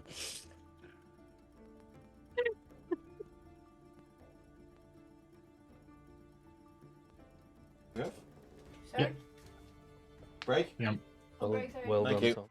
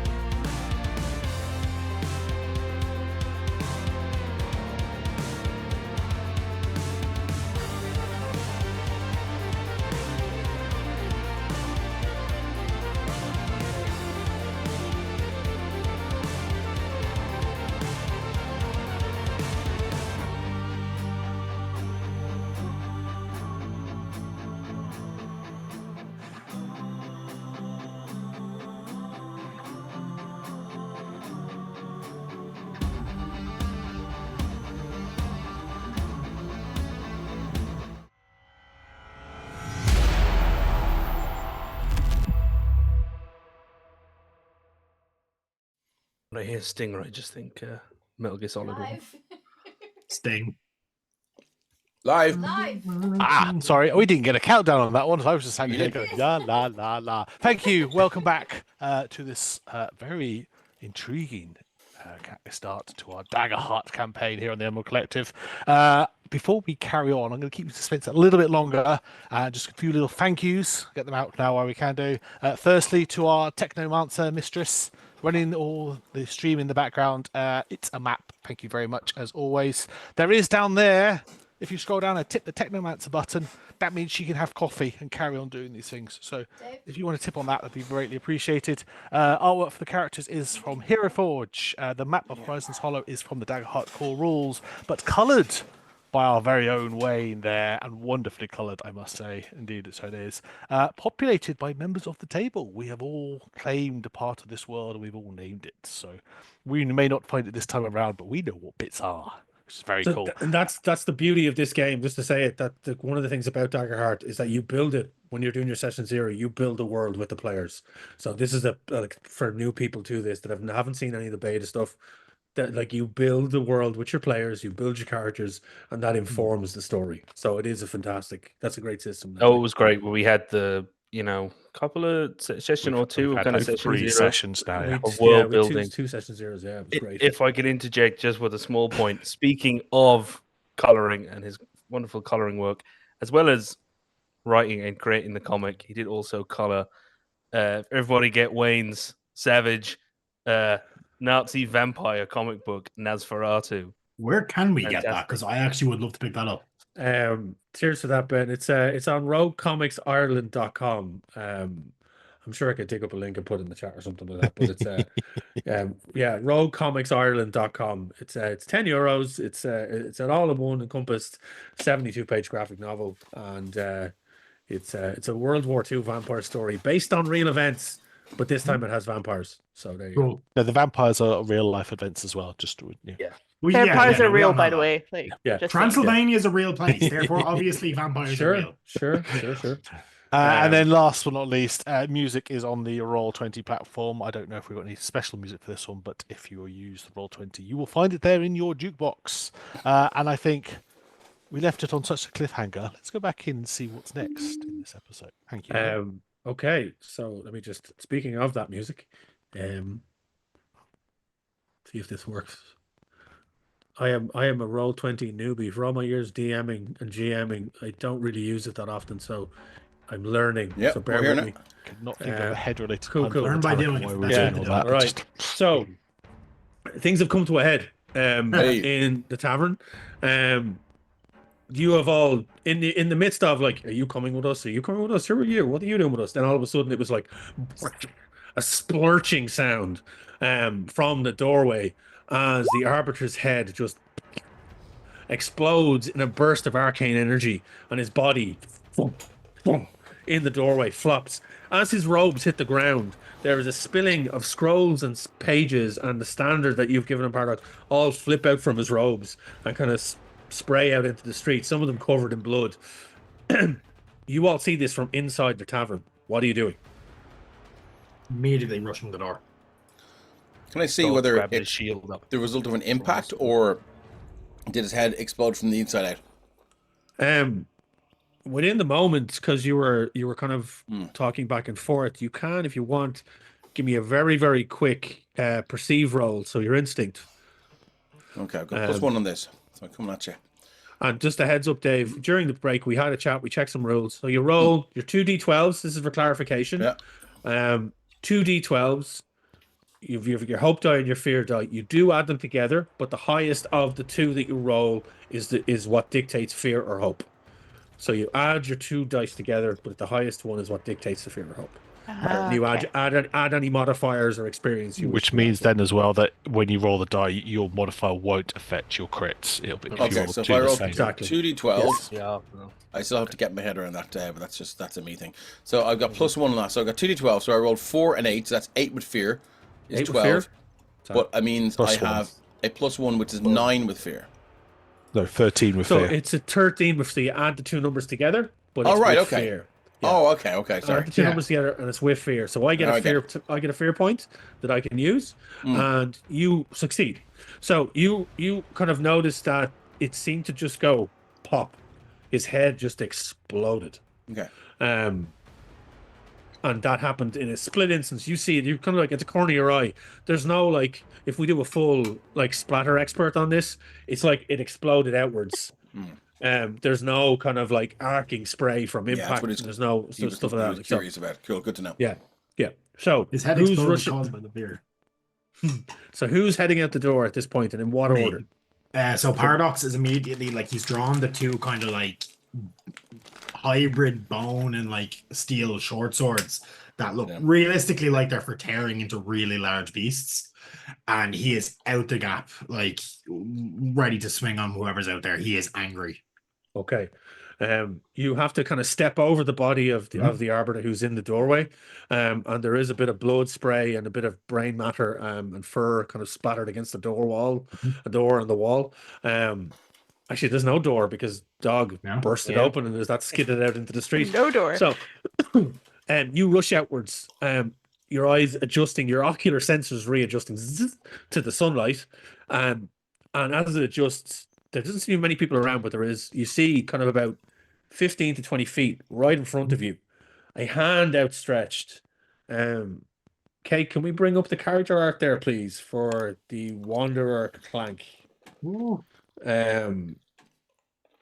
So you see this hand outstretched, energy pulsing from this kind of like a kind of an orangey glow. As you see another Clank, it has rusted, busted up armor, concaved, kind of bulbous. It has a red kind of torn cloak that kind of is wrapped as like a scarf around its neck that then billows off to one side, golden shoulder coverings, and then it has a kind of like leather breeches that are tucked into boots. And We it's should also standing there say that Wayne drew this himself, right? Yeah. Oh my god, that is amazing. It's You have awesome. to lead with that. Yeah. Awesome. I'm telling you, get the graphic Sorry to novel. cut across you, but I had to let them know that like most of this art is Wayne Talbot Gorgeous. original. It's fucking awesome. Yeah, because you guys hadn't seen this, had you? This No. is your first time No. seeing No, this art. I No, haven't I've never seen seen it. it. No. So It's you so see cool. the Clank's paradox. You see the Clank's left eye is glowing, and there's kind of like it's kind of like a flame kind of flickering out of it. Both of his eyes are glowing yellow, gold, but the left eye in particular seems to have this kind of like flame kind of flicking off it It's like as it Madness from stands there. Eldraine.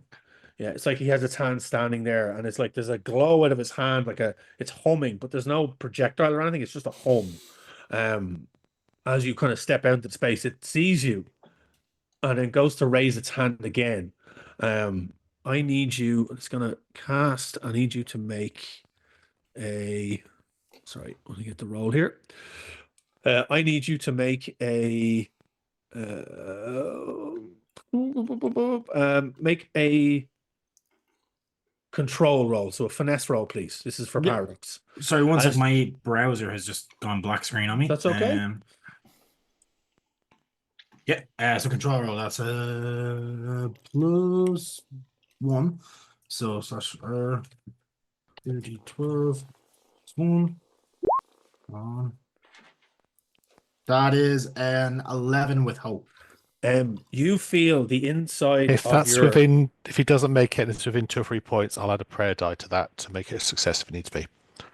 You can do. Are you rushing out to see this? You have to be out in the I space. would be. No, to be fair, no, I would be protecting Lanifer first and then heading out. So I wouldn't necessarily be seen outside. And does anyone else want to do anything in this moment as well? Like, so, I mean, if there's anyone else, because are you all staying in tavern? Is Paradox the only one that rushed out? No, dog would have. Could I use an as soon as there was an assailant identifiable, Sure.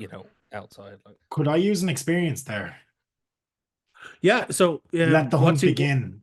So Yeah. the fight has just started. So like it's like as Paradox kind of like gets into the zone. Yeah. As like he's the adrenaline rush, the immediate adrenaline rush as it starts. Sure. Add a +2 to that. You can. You spend a hope. You spend a hope to use an experience, so you can add a +2 to that, and that gives you a. That is what's it? 2. 13? So 13. It's just shy of the DC of 14. You've got a I boon. didn't know that. I have You've tried. got Yeah, a boon. that's okay. But no, I do that's have a okay. boon. Do I have a You've got, boon? you've got a boon. You've got a And boon. that's a D6, is it? That's a D6. Okay. I'll allow you to use your boon if you wish. Would one of you roll that for me? Because my roll 20 is frozen on me. So I can roll a D6 physically if you wish. I'll go for it. Yeah. Okay. I'm just trying to refresh it again. That's a 3. So you get a 3 on your move. Okay. So that beats it. So the hand stretches out. You see this kind of hum, like, and there's like if you can see, there's a resonance field, like some kind of like boom, boom, boom, boom, boom, boom, boom, boom, boom, like a sonic sound that resonates out of the hand of this clank, and it hits you, and you're kind of pushed back a bit, but you kind of like refocus yourself, and you push against it. You do feel your metallic shell kind of creak a bit, and it's like as the sound pushes against it, but you manage to resist it, and it kind of stops and turns around.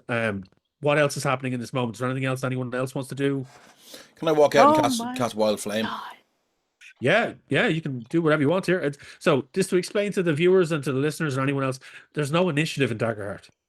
The combat happens fluid. People just say, I'd like to do something, or I'd like to do something. And as soon as somebody fails doing something, it turns to me. So I get to go when they fail. So if they roll with fear, or if they fail a roll, or if they roll and succeed with fear, it then goes to me as well. So okay, so James, you step out into this space, the sunlight. Go ahead. Yeah, he's going to step to the doorway, and if this thing looks hostile, like it's the one that blew that Arbiter's head up, then he will attack it. If it looks like it's about to attack Paradox, even though he's been a dick up to now, he will still blow its head off. But he needs to know that this thing is not just sort of walking by looking super nefarious, but actually just got distracted by a guy's head blown up. He does not want to make a mistake here. Okay. So you're going to cast, what's the spell you're going to cast? Wild Flame. Wild Flame. So tell us what... Book of Tifar or Typhar. Wild Flame. Make a spellcast roll against up to 3 enemies in melee range of you. So he's going to have to go up to it. And this is only if he's sure that it is if it's responsible for the head explosion. Well, you've just stepped out. It's the only creature around in this moment, and it literally just attacked Paradox as he stepped out. Okay, well then it's fucked. So look, for whom the bell tolls, it tolls for thee. So we're gonna go with a Wild Flame. So make a spellcast roll against up to 3 enemies in melee range. He will move up to melee range. A flame erupts from your hand, dealing 2d6 magic damage and a stress to any you succeed against. Can he do it 3 times against the one opponent? So sorry, read that out to me again. Make a spellcasting roll. Use up to 3 enemies in melee range of you. A flame erupts from your hand, dealing 2d6. No, so you can do it once up to 3 enemies. Okay, so you can do mates with him type thing. No, it's just him really by no himself. mates. Yeah. Cool.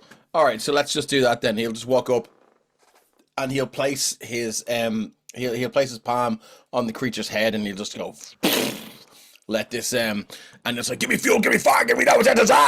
There it is. I was waiting for that. And he's gonna blast him with that. So I need to make a spellcast roll. So where on the character sheet is my spellcast? So your spellcast roll. Your spellcast is, where is it? We're all learning here. I think your spellcast is 2. I think 1 sec. Yeah, spellcast roll is +2. It's just below us. So underneath Book of Tifar, you'll see it there. It has damage roll and then spellcast roll. I see. So perfect. Cool. Thank you very much. So here we go. 2d12. Coming at you like Cleopatra. So that is a 10. That's a critical hit. Yeah, is that a double? That's double 5s. Double 5. That's crit. Wow. Now, so Amazing. it's still double 5s. So that's 10, and we add the +2 to the total. Yes. So it doesn't affect the actual rolls when it comes to does not. Great. Good to know. Go. So you double your damage on the dice for this. So it is 2d6. 2d6. So it's 46, or 2d6 doubled. Whatever way you want to run it. I like the idea of rolling more dice. I always have. So do I. Let's go 4d6 on this one. 4d6. Okay, coming at you like Cleopatra. That's 2 1s, a 3 and a 2. 7 points of damage. 7 points of damage. So the way damage works in this is right. there is an evasion on. So you have to hit a certain level of an evasion to hit something. So evasion is essentially their AC. They use a similar thing, right? So this guy is he has 9 evasion, which you do hit him. You manage that, but then you have levels of hit points. So give me the number there again. What did you have? It was 1 second. I think it was 9. 9. Sorry, it was 7 total. 7 total. So that's in his minor damage range. There's minor damage, major damage, and severe damage. You have to get over 12 to get into his major damage. A minor damage, it marks 1 hit point off his thing. He currently has 6 hit points. If you hit him with 6 hit points, that's a good start. Okay, So you've hit him with 1. He's not going to try and block this. You literally walk straight up to him, place your hand on his head, and just and you take your hand off, and there's like on the metal on his face, there's like it's like it's heated, and there's just a handprint just on his face, and you can just see that blaring eye with the orange flame just flickering out from between your fingers as you take it away, and he has this kind of imprinted burn mark. There is one thing that's strange about this. When you burn him and you take your hand away, you get this smell of burnt, rotting vegetables that emanates from him, from the heat. As you take your hand away from him, and he doesn't seem to react. Like, there's no flinching in pain. It's just you burn him, you take your hand away, you feel defiant because you know you've hurt him, but he doesn't react to the damage. And he also stinks to high heaven. So I don't know how actions and reactions and bonus actions and stuff like that work. Obviously, it's a completely different thing. I do have a class feature. Would I have had to called Rally? That would have been an action thing to do at the start rather than what I did now. So what does Rally do? Once per session, as your party prepares to enter a dangerous or difficult situation, describe how you rally them and give yourself and each of your allies a D6 rally die. Anyone with a rally die can spend it to roll it, adding the result of to an action roll, reaction, damage, or clearing stress equal to the rally die result. At the end of each session, all unspent rally dice are cleared. Okay. Rally dice, what we'll say is retroactively, you would have done that before you left the tavern. So let's retroactively say that everyone has a D6. So I'll be generous in that situation because we are only beginning this. This is session 1. When we get to session 3, I may not be as generous. So, that's okay. So everyone has an extra D6 rally die that they can roll to add to their rolls. Okay? Can I add that to my damage then now? You can if you wish. I will do that. So my damage was 7. I will add another D6. See if we can make this into a more serious wound. That's a 6. That's 13. 13. That goes into his major damage. Oh, nice. So that marks off 2 hit points. He's now got 2 hit points marked against his 6. Okay. And that stench, because you've hit him for 2 hit points, that stench is burning into your nostrils. You're like, oh my God, what is that? There's something like, this is a clank. Clank are automatons. They don't have like organic smells. But you burnt this individual, this clank, and that your handprint is burned into his face, and there's just this stench that emanates out of him from the heat that is pulsed through his body from you touching him. And you kind of step back, but he just stands there. Who wants to go next? Who's I would like to do something as I'm rushing him outside. So you did something there a second ago. Ben had his hand up there, Paradox. So if you don't mind, I'm gonna let Dog jump in, and then you can go straight after him. That's okay? No, cool. Yeah, that's perfectly fine. Yeah. Sorry, I don't know, but just character wise, I suppose, especially if James has run out, I think Dog would be bolting out to just try and get in front of James and swing the great sword at this clank. Okay. Actually, aiming for really just to crush it, but possibly going for his hand to try and so we can't do his thing. But he's just swinging wild to try and crush it. So that sorry, I was about to roll in demi-plane. Sorry. Let me see. While you're doing that, we could fire up the music again. Yeah, gonna do that now. Perfect. Now that is because ordinarily the attack that's +3 to hit, right? So this will be, I'll do my 2d12, and that'll be 2d12 +3. That is a crit. That is nice. 5 on both dice. Yeah, that's a crit. Jeez, 10 plus crits 3 are common. Yeah, that's fine. That's gonna hit. His we're doing his evasion is 9, so you do beat his evasion. Okay. I am gonna we're doing 4. Well, we're doubling the dice, right, for the crit. Yeah. So this will be 4d10 plus 7. That is 28 damage. 28. That's Greatsword. that's going to mark him for 2 major damage again. Nice. He is And going actually, to. could I, yeah, go on. Now there's the. Are any of those? There's no 1s or 2s. Apologies. Now I know I'm slowing things up, but just. Oh God, I had something in my head. Sorry, that I was gonna. That I wanted to do. But do you know what? I'm gonna since I ran in swinging, I'm gonna. Oh no, sorry. The D6 is what I was thinking. Yes. Could I add that to that? You can if you want. Yeah, go ahead. Yeah. Apologies. I know. Sorry.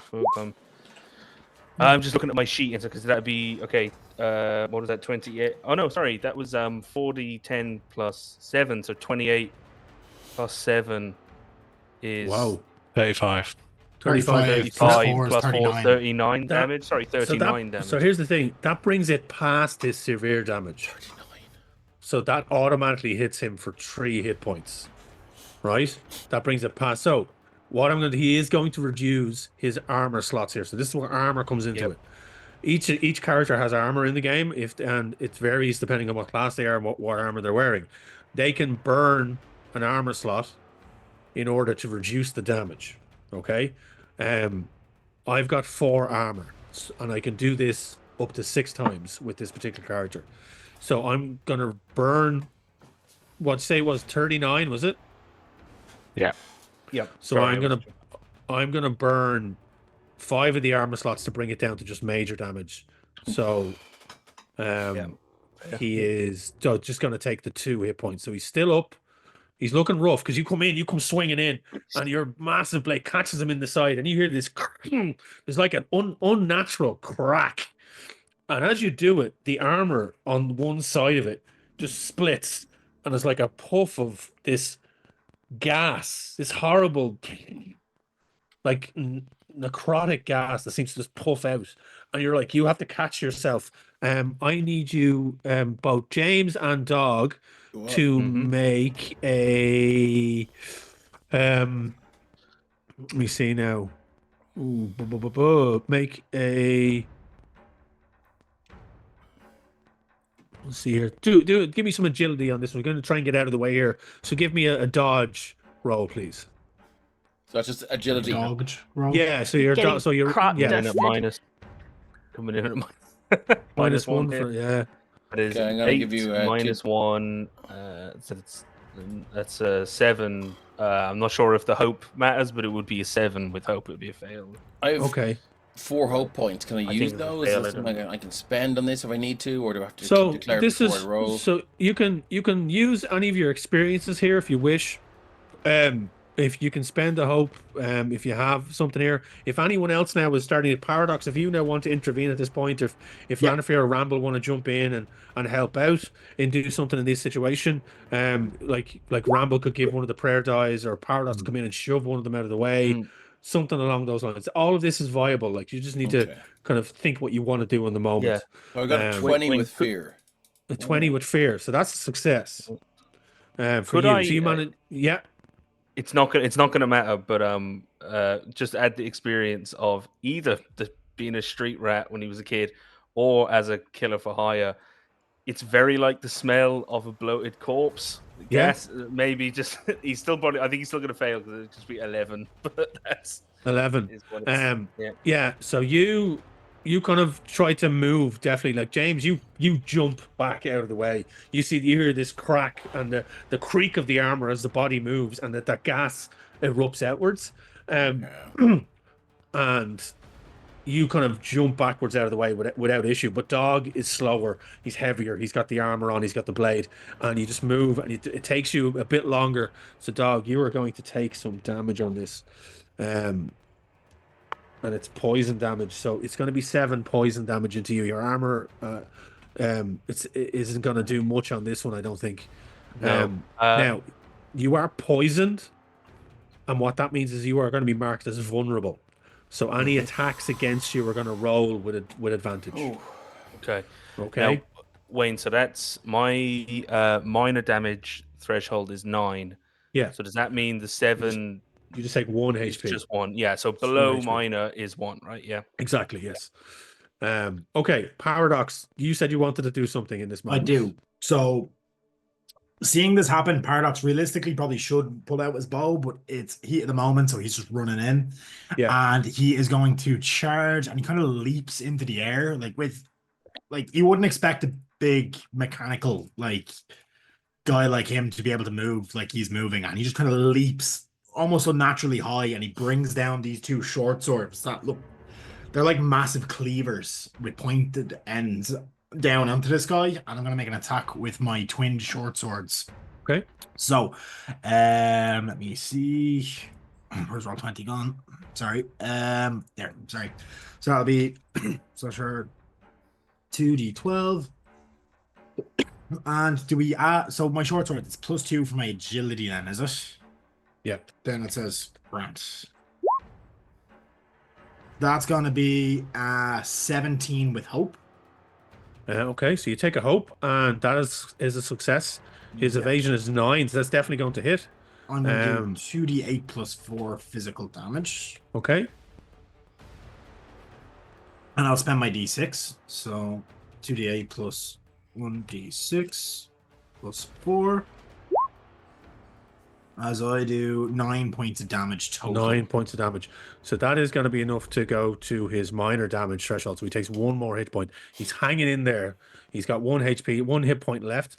So you come in and you bring the blades down. Do you stab the blades into him, or are you slashing? It's kind of like a downward swing, so it's probably a slash or more of a hack. You're going to slash across. So you're not going to Yeah. jab the blades in. You're No. slashing down the front of the armor. You slash, you come in and you hit it, the front of the armor, and you cleave down the front of the face of this creature. And there is a tearing, like a kind of you feel like metal on metal, and you rip through the front of the faceplate, completely destroying the right eye. As the right eye comes out of its socket, like there's a spark, and the ocular piece comes out. And there's another kind of like puff of gas that comes out there, but it's not big enough to kind of engulf any area here. The creature is now kind of hanging, the clank is now hanging to one side, its faceplate hanging and sliding. Kate, can we switch to the other character art, please, now? Can I use my ferocity ability then, no. which is when you cause an enemy to mark any hit points, spend 2 hope to temporarily increase your invasion by the number of hit points you dealt. Yeah. So You watch as the headpiece falls off. It's Scorpion. You watch as the headpiece falls off. The glowing eye still with the flame. God. You're standing right in front of this now, Paradox, as the clank kind of features fall away from the face, and you see a humanoid skull underneath, covered in fungal growths and coral pieces that are kind of embedded into the bone, as this gaping maw is like in front of you. There is like rot and stench emanating out from the body as this kind of like Disgusting. fake clank is now revealed to be something completely different. That's so cool. Paradox is like lets out a roar of anger at that. That's fucked up. His final form. He's like wearing the face of a dead clank. That's not cool. So Alright. what did you want to do with your ferocity die there in that moment? No, my ferocity ability is basically when I cause an enemy to take mark hit points, I can spend 2 hope to increase my invasion by the number of hit points until my next attack that targets me. So my evasion is going to go from 12 to 13. Okay, excellent, good stuff. So you see this creature stagger back, like it's looking rough, the parts of its armor hanging off, but you now see the form that is underneath the shell of this clank.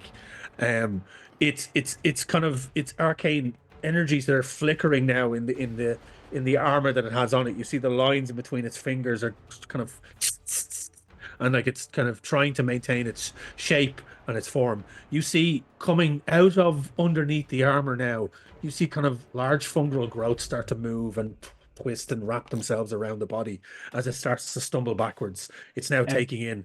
Ramble and Lanafir, what are you doing in this moment? Where are you two at this point? I Inside.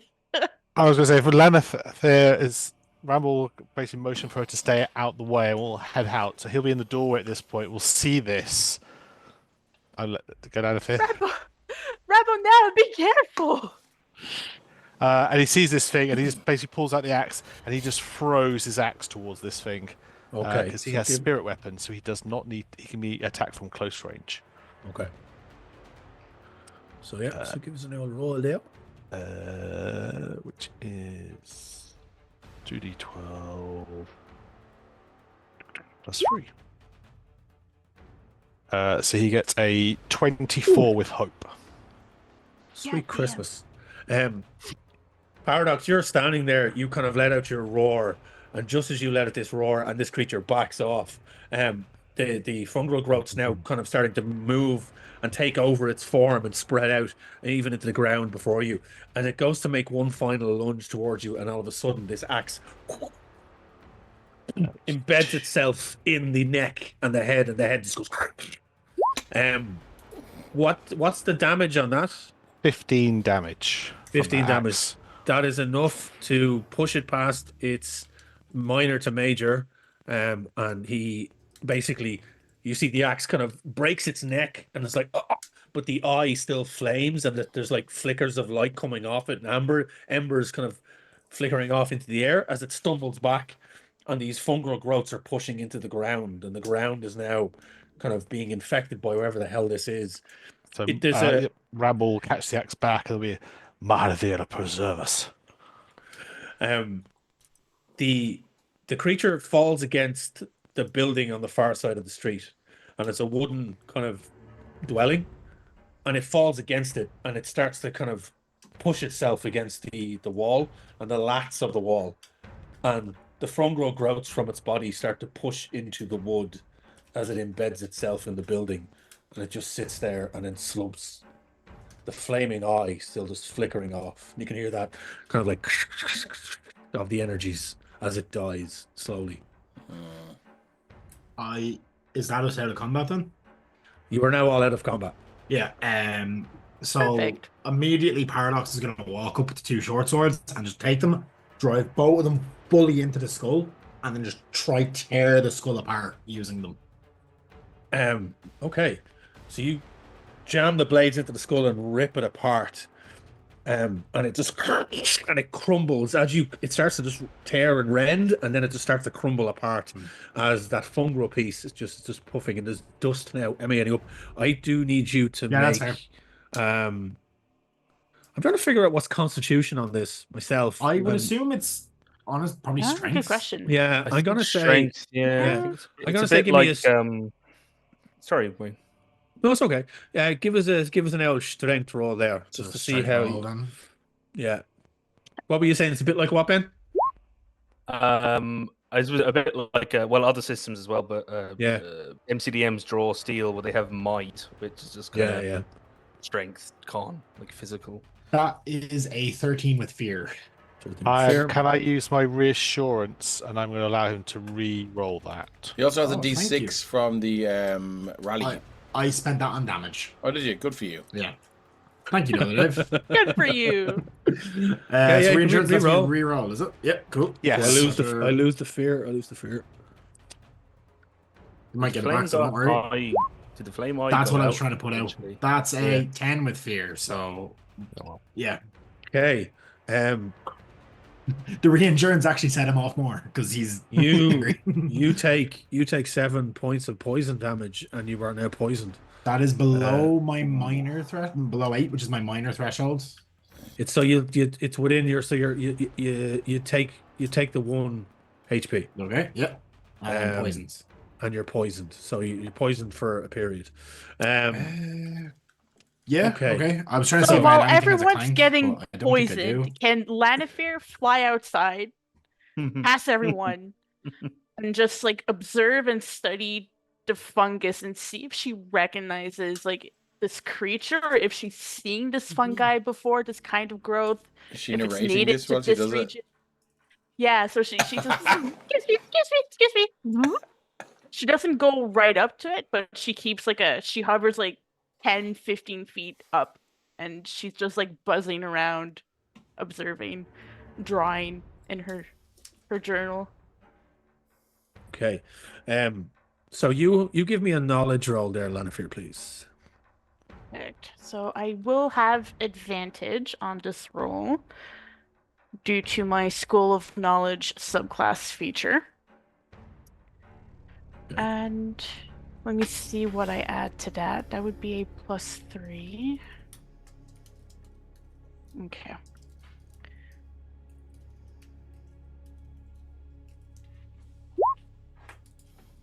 So that is 12 with hope. Well, Can I so add a take- prayer die to make that 15? Yeah, you can. Yeah. So people want to know what these are. So yes. You got 15. Take a hope. So Thank you. you are kind of looking at the remaining kind of physiology and the biology of whatever this creature was. It was humanoid in nature at one point, but it looks like it's been long since dead. This is a reanimated corpse of some sort. But the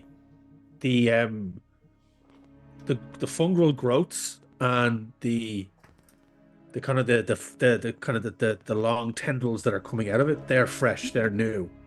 And as Paradox is pierced into the skull, you see the flaming socket that was there, a crystal rolls out and falls to the floor, still kind of pulsing. And you straight away, everyone that sees it recognizes it, that it's another resonance crystal. Yeah. Please don't touch that, Lanafir. Fascinating. No, I'm not touching. I'm not touching it. Oh, this is so fascinating. go over She's and kind pick it of up. drawing the corpse into fungi. Like, Paradox is probably leaning around Stay away. like whatever alleyway is there. The house just kind of coughing. Like Yeah. he's making retching noises, but as I suppose as a clank, he has nothing that can come up. But it's like It's still just has like that physiology reaction. Just a bit of engine oil, you know. Yeah. WD-40. So I don't know if clanks James- eat or anything like that or consume anything. Yeah. Okay. James will go and pick up the resonance crystal and press play. Okay. So you pick up the resonance crystal, and just like the arbiter before, you put a small bit of of arcane energy into it, and it just activates. And you again, I think everyone needs to make that same roll again. Make a control roll from Tenacious D Master Exploder. yeah give me a control. So give me not finesse. I'm trying to figure out these out. What did we do last time? It was Blow knowledge. your Was it? mind. knowledge. Give me a knowledge roll, please. Yes. a knowledge roll. Everyone give you a knowledge roll. Just Some because you're now used to the you know what you're activating, James. A double 4 is for an 8 critical hit. That's a crit. One is That's 9. a crit. Nice. It's a crit. 21 with hope. Jesus. Take a hope. So both James takes a hope. Oh, I got a Rambo hope. takes a hope. 15 You with get a hope. yeah. 9. You get a hope. You get a hope. You get a hope. Everyone gets a hope. Hope or Winfrey. Under your seat for hope. So, Lanafir, what did you get? Pretty proud of that. That's a 7 with fear. 7 with fear. I get a fear and you fail. Lanafir, again, once again, you drop from the sky. Your stencil as you're writing in your notebook. You're just like, oh, as this kind of large, deep harmonious. Think the Who, like as in like the Mongolian Yeah. metal band, like Who? that kind of stuff, just like emanating out. And James, you feel it in your hand, like the crystal is just resonating, but you fight the interference, like you can feel it trying to push into your mind, but you fight it off. Lanafir, you drop. Dog, what did you get? Did you roll? That Usury is once again. 9 with Again. hope. Again, Dog, you fall to Yeah. one knee, and you're like, oh. And also, just to remind, Carrig and Dog should both be rolling these at disadvantage. Oh, sorry, I'll reroll. So Oh, it's yes, minus yes. a D6, is it? Oh, actually, hang on. Does Remove a vulnerable mean D6. you roll at disadvantage? 4 initially. You said when Dog got poisoned, attacks coming at him would be. Yeah. So at no, advantage. it's not. You're not. You're not rolling it. No, I you're don't not know. rolling at disadvantage. No, that's fine. But Dog, you failed. Carrig, you're fine. So Yeah. Dog, Oh, so I didn't even. Okay. Yeah, you're okay. So you're like you fall to one knee again, and you just and that thrumming pain in your ear as this kind of resonance crystal emanates this deep, kind of very low octave hum. And you're just More and like then rock Dave.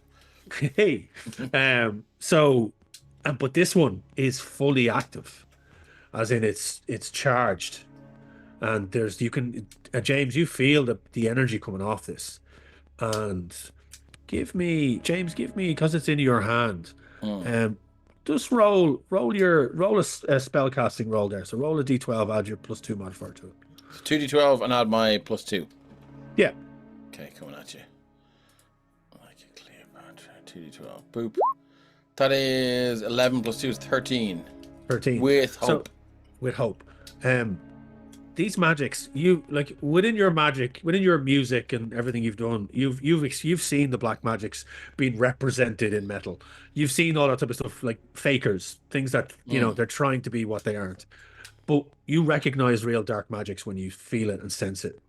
And this is dark magics. These are long, old incantations that have been used to imbue these crystals with this. You can feel the darkness kind of emanating from this. And as you feel it, that fungal creature to one side of you, that is like the growth is slowing, but it's blossomed, and it's like now this body is fully embedded into this wall, and just as the resonance rolls down, and Lanafir, you pick yourself back up, and Dog, you pick yourself back up off the ground. You just hear from the remains of the skeletal figure on the wall. You just hear a I see all of you. Look at you, pitiful creatures. You think you've stopped this. You think you know what you're facing. You are small, insignificant creatures. Rude. And I will stamp you all out for the sake of righteous power. And this is just emanating from the body. James will look down and go, and he'll say, "If you could, you would have done it already." You were not my intended targets, but I have your numbers now. The Arbiter was just the beginning.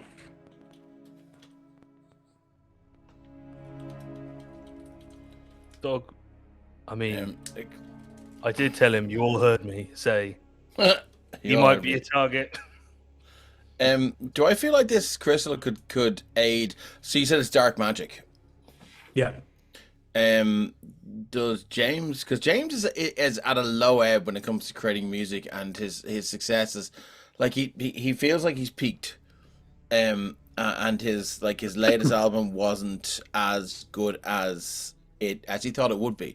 Does he feel like when he senses dark magic that there's a possible deal to be made here? Ooh, that's up to James to make that choice, I guess. I mean, well, it's on his mind, so I'll leave that with you. Yeah, it's your call. I mean, if you want to have a conversation, this voice is like, it's not offering anything right now. It's mocking you in some way, but it's from the fallen creature. It seems to be emanating from the corpse. Okay, but you said there was dark magic in the. This crystal was created with dark magics. Yeah, well, he'll put it away for now. So you're going to hold on to that crystal. Is the corpse looks like it's still potentially going to respond? The corpse looks like it's rotting right in front of you. It's falling apart.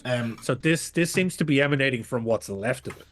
Okay, so as it's starting to wilt away and raw, Paradox is gonna wipe off the oil from his face, and he's gonna walk up, short sword extended, pointing at the corpse, and just jab it into it, not enough to but jab it into the wood beside it. And he's gonna lean in. He's like, "Did you kill the cavalcade?" There's a slight, and his eyes shift from a red to a green to a deep red. Okay, there's silence for a second, and then you just hear it's like, "I gave the order. for that abomination to be wiped out.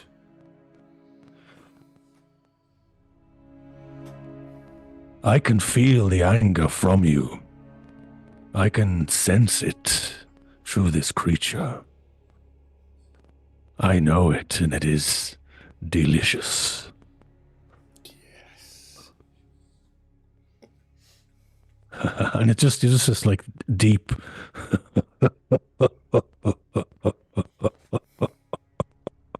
Real Emperor Palpatine vibes here. Do it. Do it. Do it. Do it. Do it.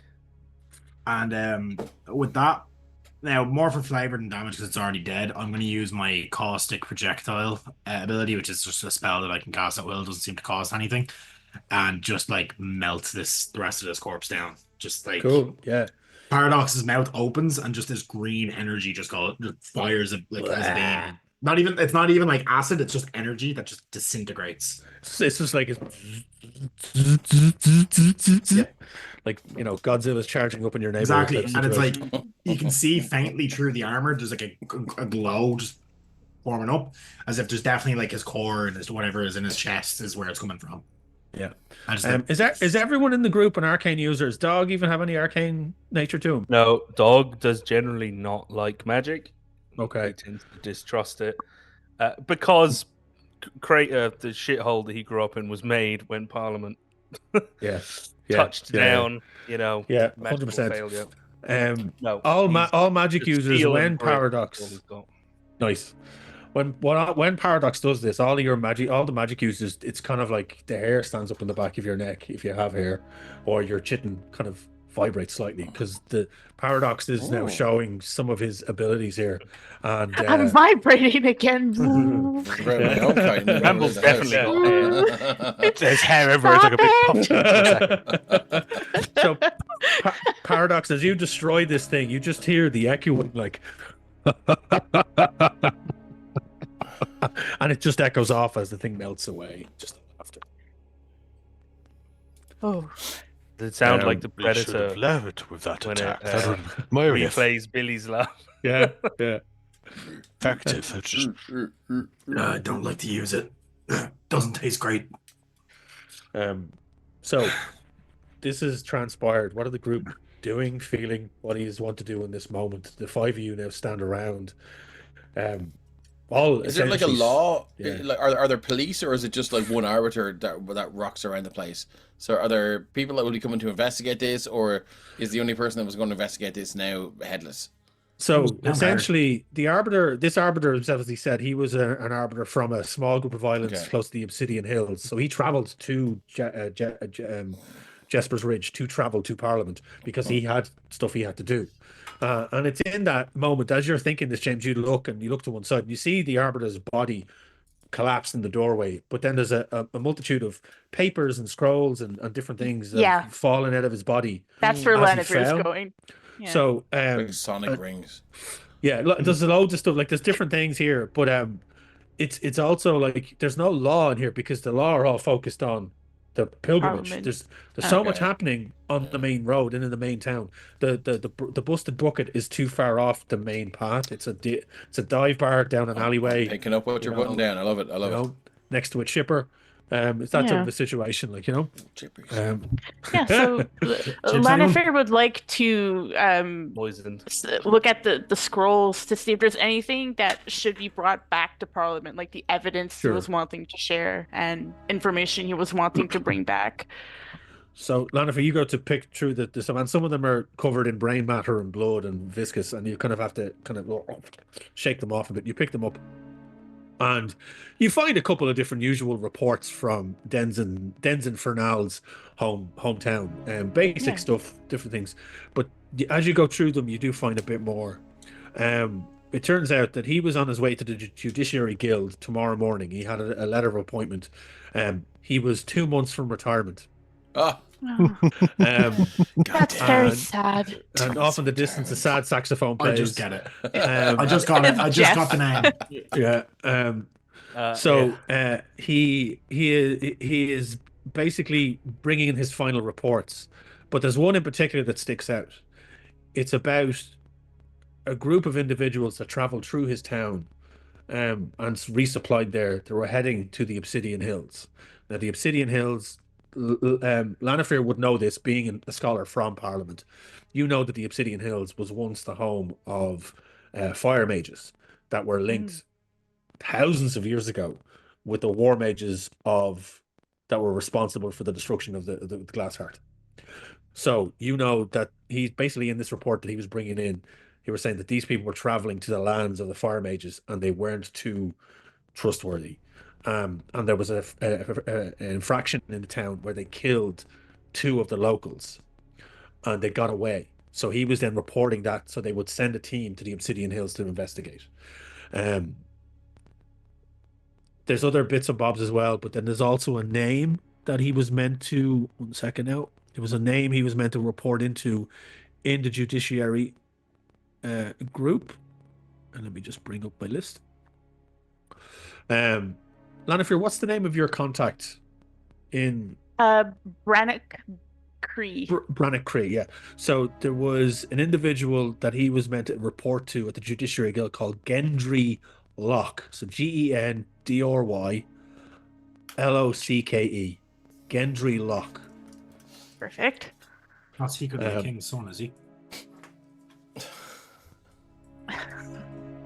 Oh, jeez. Sorry, I just saw a chat there now. Yeah, I know. I'm just after that as well.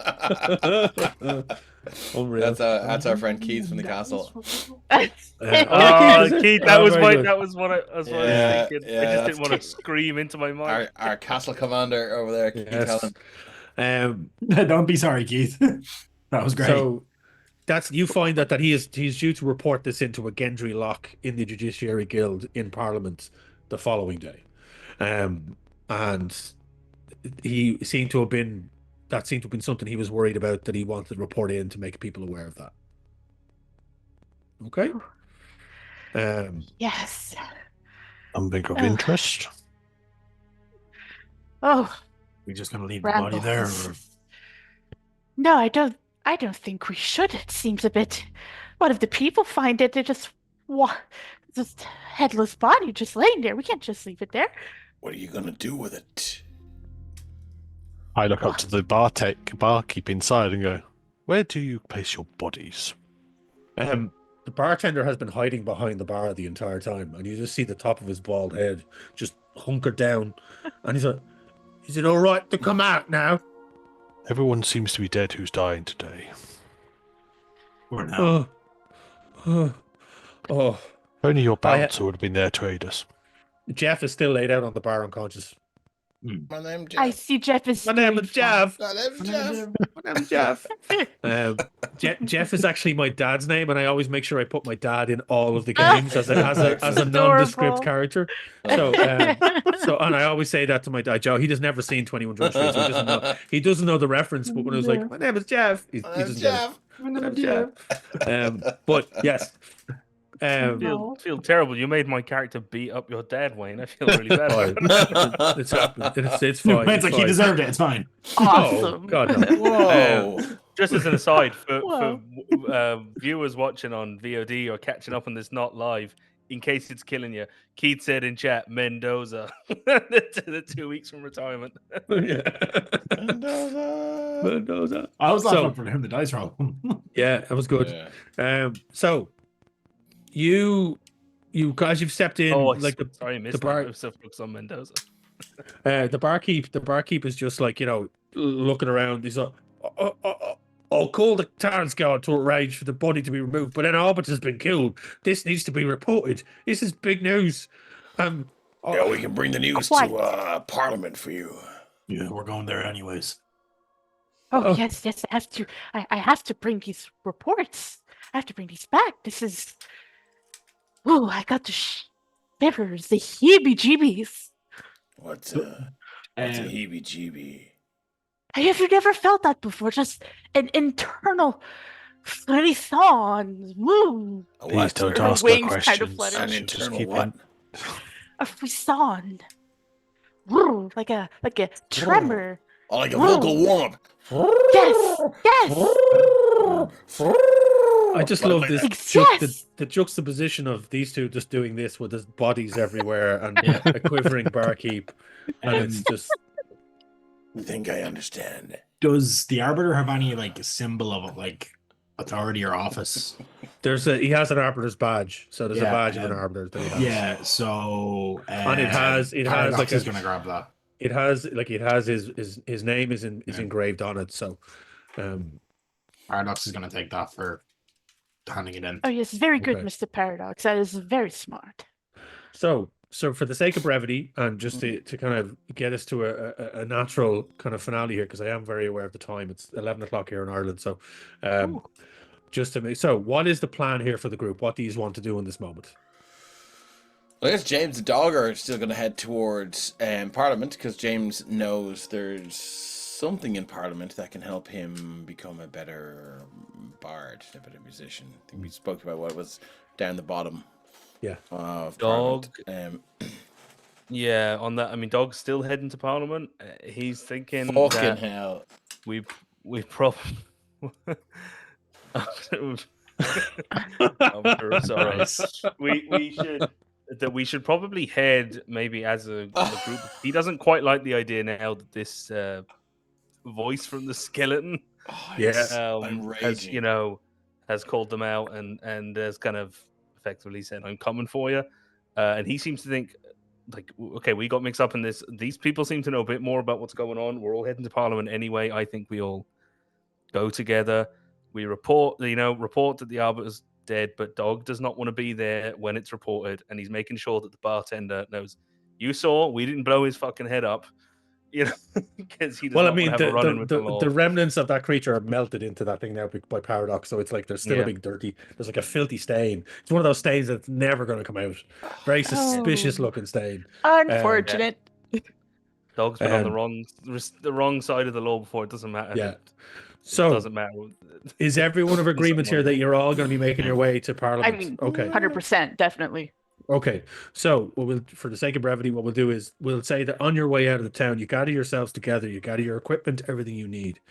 On your way out, one or two of you could go. Paradox, probably you could go to that guard and say you need to report to the burst bucket. There's been a murder, and then you hit the road. It takes you about the best part of the day, and it's close to now nightfall as the sun is starting to set in the distance. As you get to the site of Ascension, just as the great elevators are being lowered. Now, with Parliament, the city is in front of you now as you step. You could see it as you travel up the street, up the road, along with the caravans. Off in the distance, it's a growing speck until it's a massive, gigantic, floating city in the sky, the city of Parliament. As this undercarriage of the crystal, of the shard of the glass heart, is this huge golden shard that is sparkling with arcane energies as kind of like cracklings of lightning arc around it and kind of strike into different parts of it. The city itself is a beautiful Gothic structure. And even from your standpoint, you can see like it's just covered in stained glass windows along one side, huge Gothic towers. But it is gigantic and massive, and has been aloft for thousands of years, apart from that one incident. But you follow the pilgrimage as you all five of you make your way towards the great Ascension elevators. And in time, as you take your turn moving in with the groups, you're sorted. There's Parliament guards there now it's all regimental. It's all like clockwork. They've done this so many times over the thousands of years that it's just a system that everyone knows. You go where you go, you're given your section, you go there, you're given your elevator to go to. And as you're standing there under the shadow of Parliament as the sun sets, and these large elevators are lowered down by these huge gargantuan chains, and they can take thousands at a time, and they load them up, and they're all comfortable. It's not like they're herding cattle here. They're beautifully ornate, with beautiful kind of Gothic spires on either side of each of them that are lit. They've got guard stations on the elevators as you're all kind of trundled in. There's food stations along the way. You're watered and fed as you're brought on. People move in through the system, and you're on now the elevator that leads to Parliament. and you're all standing there looking out at the landscape below you as the elevator starts to go dung dung dung dung, and you're brought and you ascend into the sky. You see this now part. the crowds below you, other people waiting. James, you can't help but have your hand on the resonance crystal you found in that body as it Yeah, thrums. it's in his pocket somewhere. Like It thrums you know, when gently you in your hold it pocket. like a coin in your pocket. Yeah. That vibe. And you have your fingers are gripped around it, and you just feel it gently thrumming. And as you look down, you feel it resonate one more time. And then you start to notice dots of light in the crowds below as yellow eyes turn and peer up at the elevator. They start to appear within the crowds waiting to ascend to Parliament. Uh-oh. So the dots of light illuminate people with yellow eyes, or You just see people looking up, and then their eyes turn yellow, and then Okay, there's wow. that flare from the left eye wow. that flares up.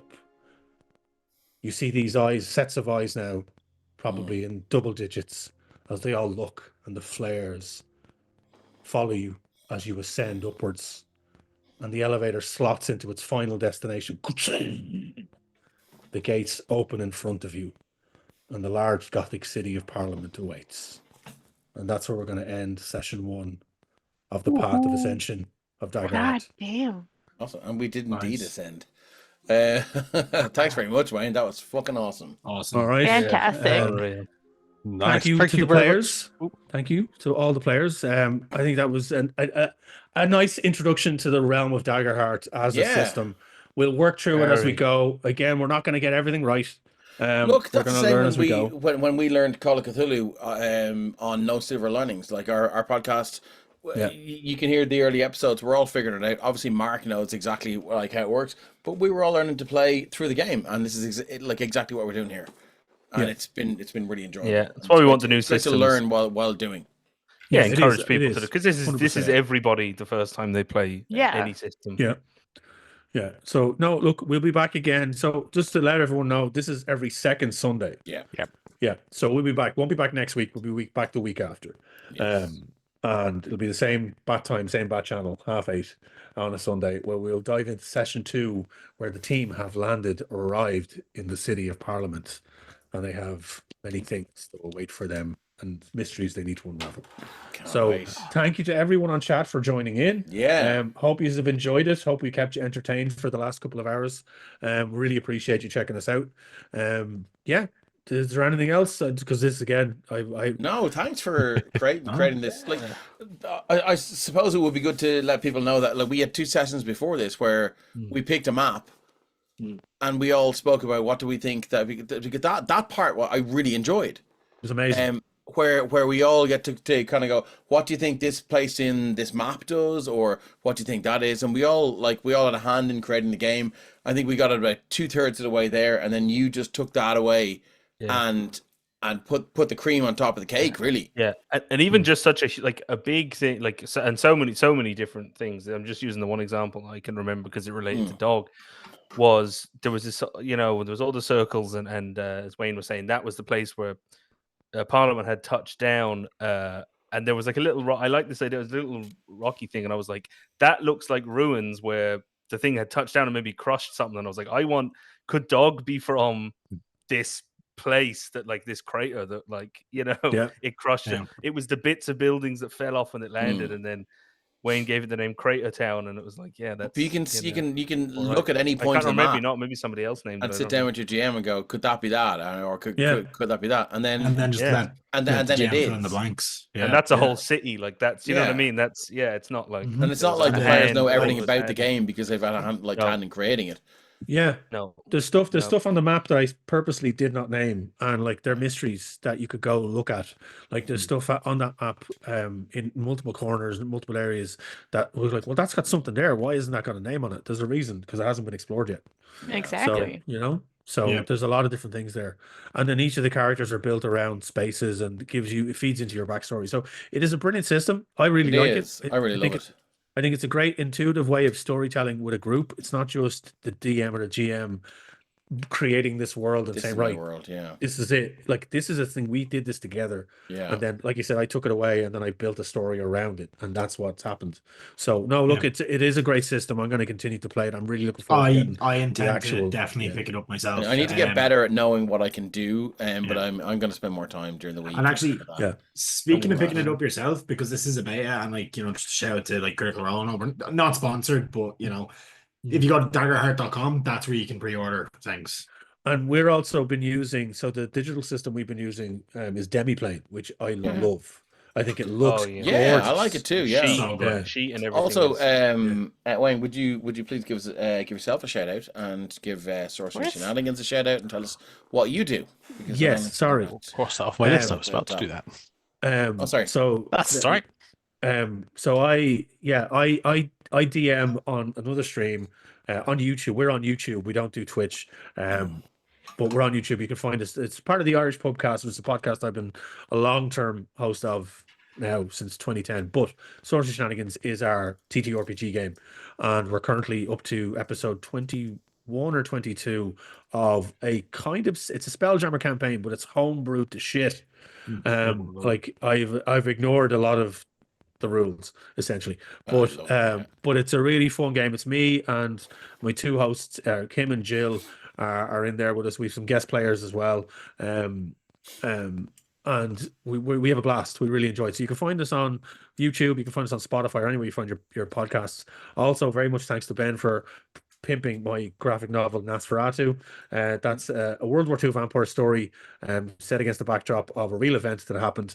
And it is available to buy on roguecomicsIreland.com, and then we have a store in there. So if you just Google Rogue Comics Ireland Nosferatu, so NAZ FERATU. Can we go to a real life comic store and get that? You can get it in Dublin City Comics on Cable Street. That's where I'm going to go. Yeah. Sorry for the shine. I'm just trying to show off. Yeah, the art. Awesome. So I wrote and I colored that book. The art in it is by Kevin Keane, a great artist based in Cork. He draws Spawn, and Jill, who's also on the who is on the Pubcast and Sorcery Shenanigans, is the editor on the book. So, Brilliant. Amazing. Brilliant. So yeah, so thanks for that. No worries. Thank you. Yeah, thanks, guys. We'll see you Tuesday, I think, guys. We will be back on Tuesday. Yeah, so we will be back in 2 weeks for ourselves on this with Daggerheart. Back on Tuesday to see what Shenanigans Carrick will be up to. I don't know who we're raided on to tonight, but I'm sure we'll be headed on to. Let's have a look and see who we can raid. Heavy_RPG is 4 people playing Dungeons. I always like raiding like someone with like one viewer that's actually live. Yeah. Or like very, very low amounts. What do we get? Shadowrun, Alex, Star Trek Navajo. A deal with something. I know you're a Star Trek fan. Yeah.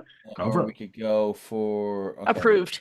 Approved. Okay, so Makira 27. Engage. So if we go to Twitch and we go Beam me up. /raid. /raid. And again, thank you very much, chat, for bearing with us. Yeah. Thank you, Chad. We are Thank you very so much excited for hanging to bring this around, all to you. Thanks again to the players around the table for, as always, bringing a wonderful game. I'm always happy to be around them because they carry me all the way. We're ready now in 2 seconds. Carry you. You carry us most of the time with your rules knowledge. Are we good? That's give our where we're ready to thank you, and we will see you soon. Bye. Bye. Blood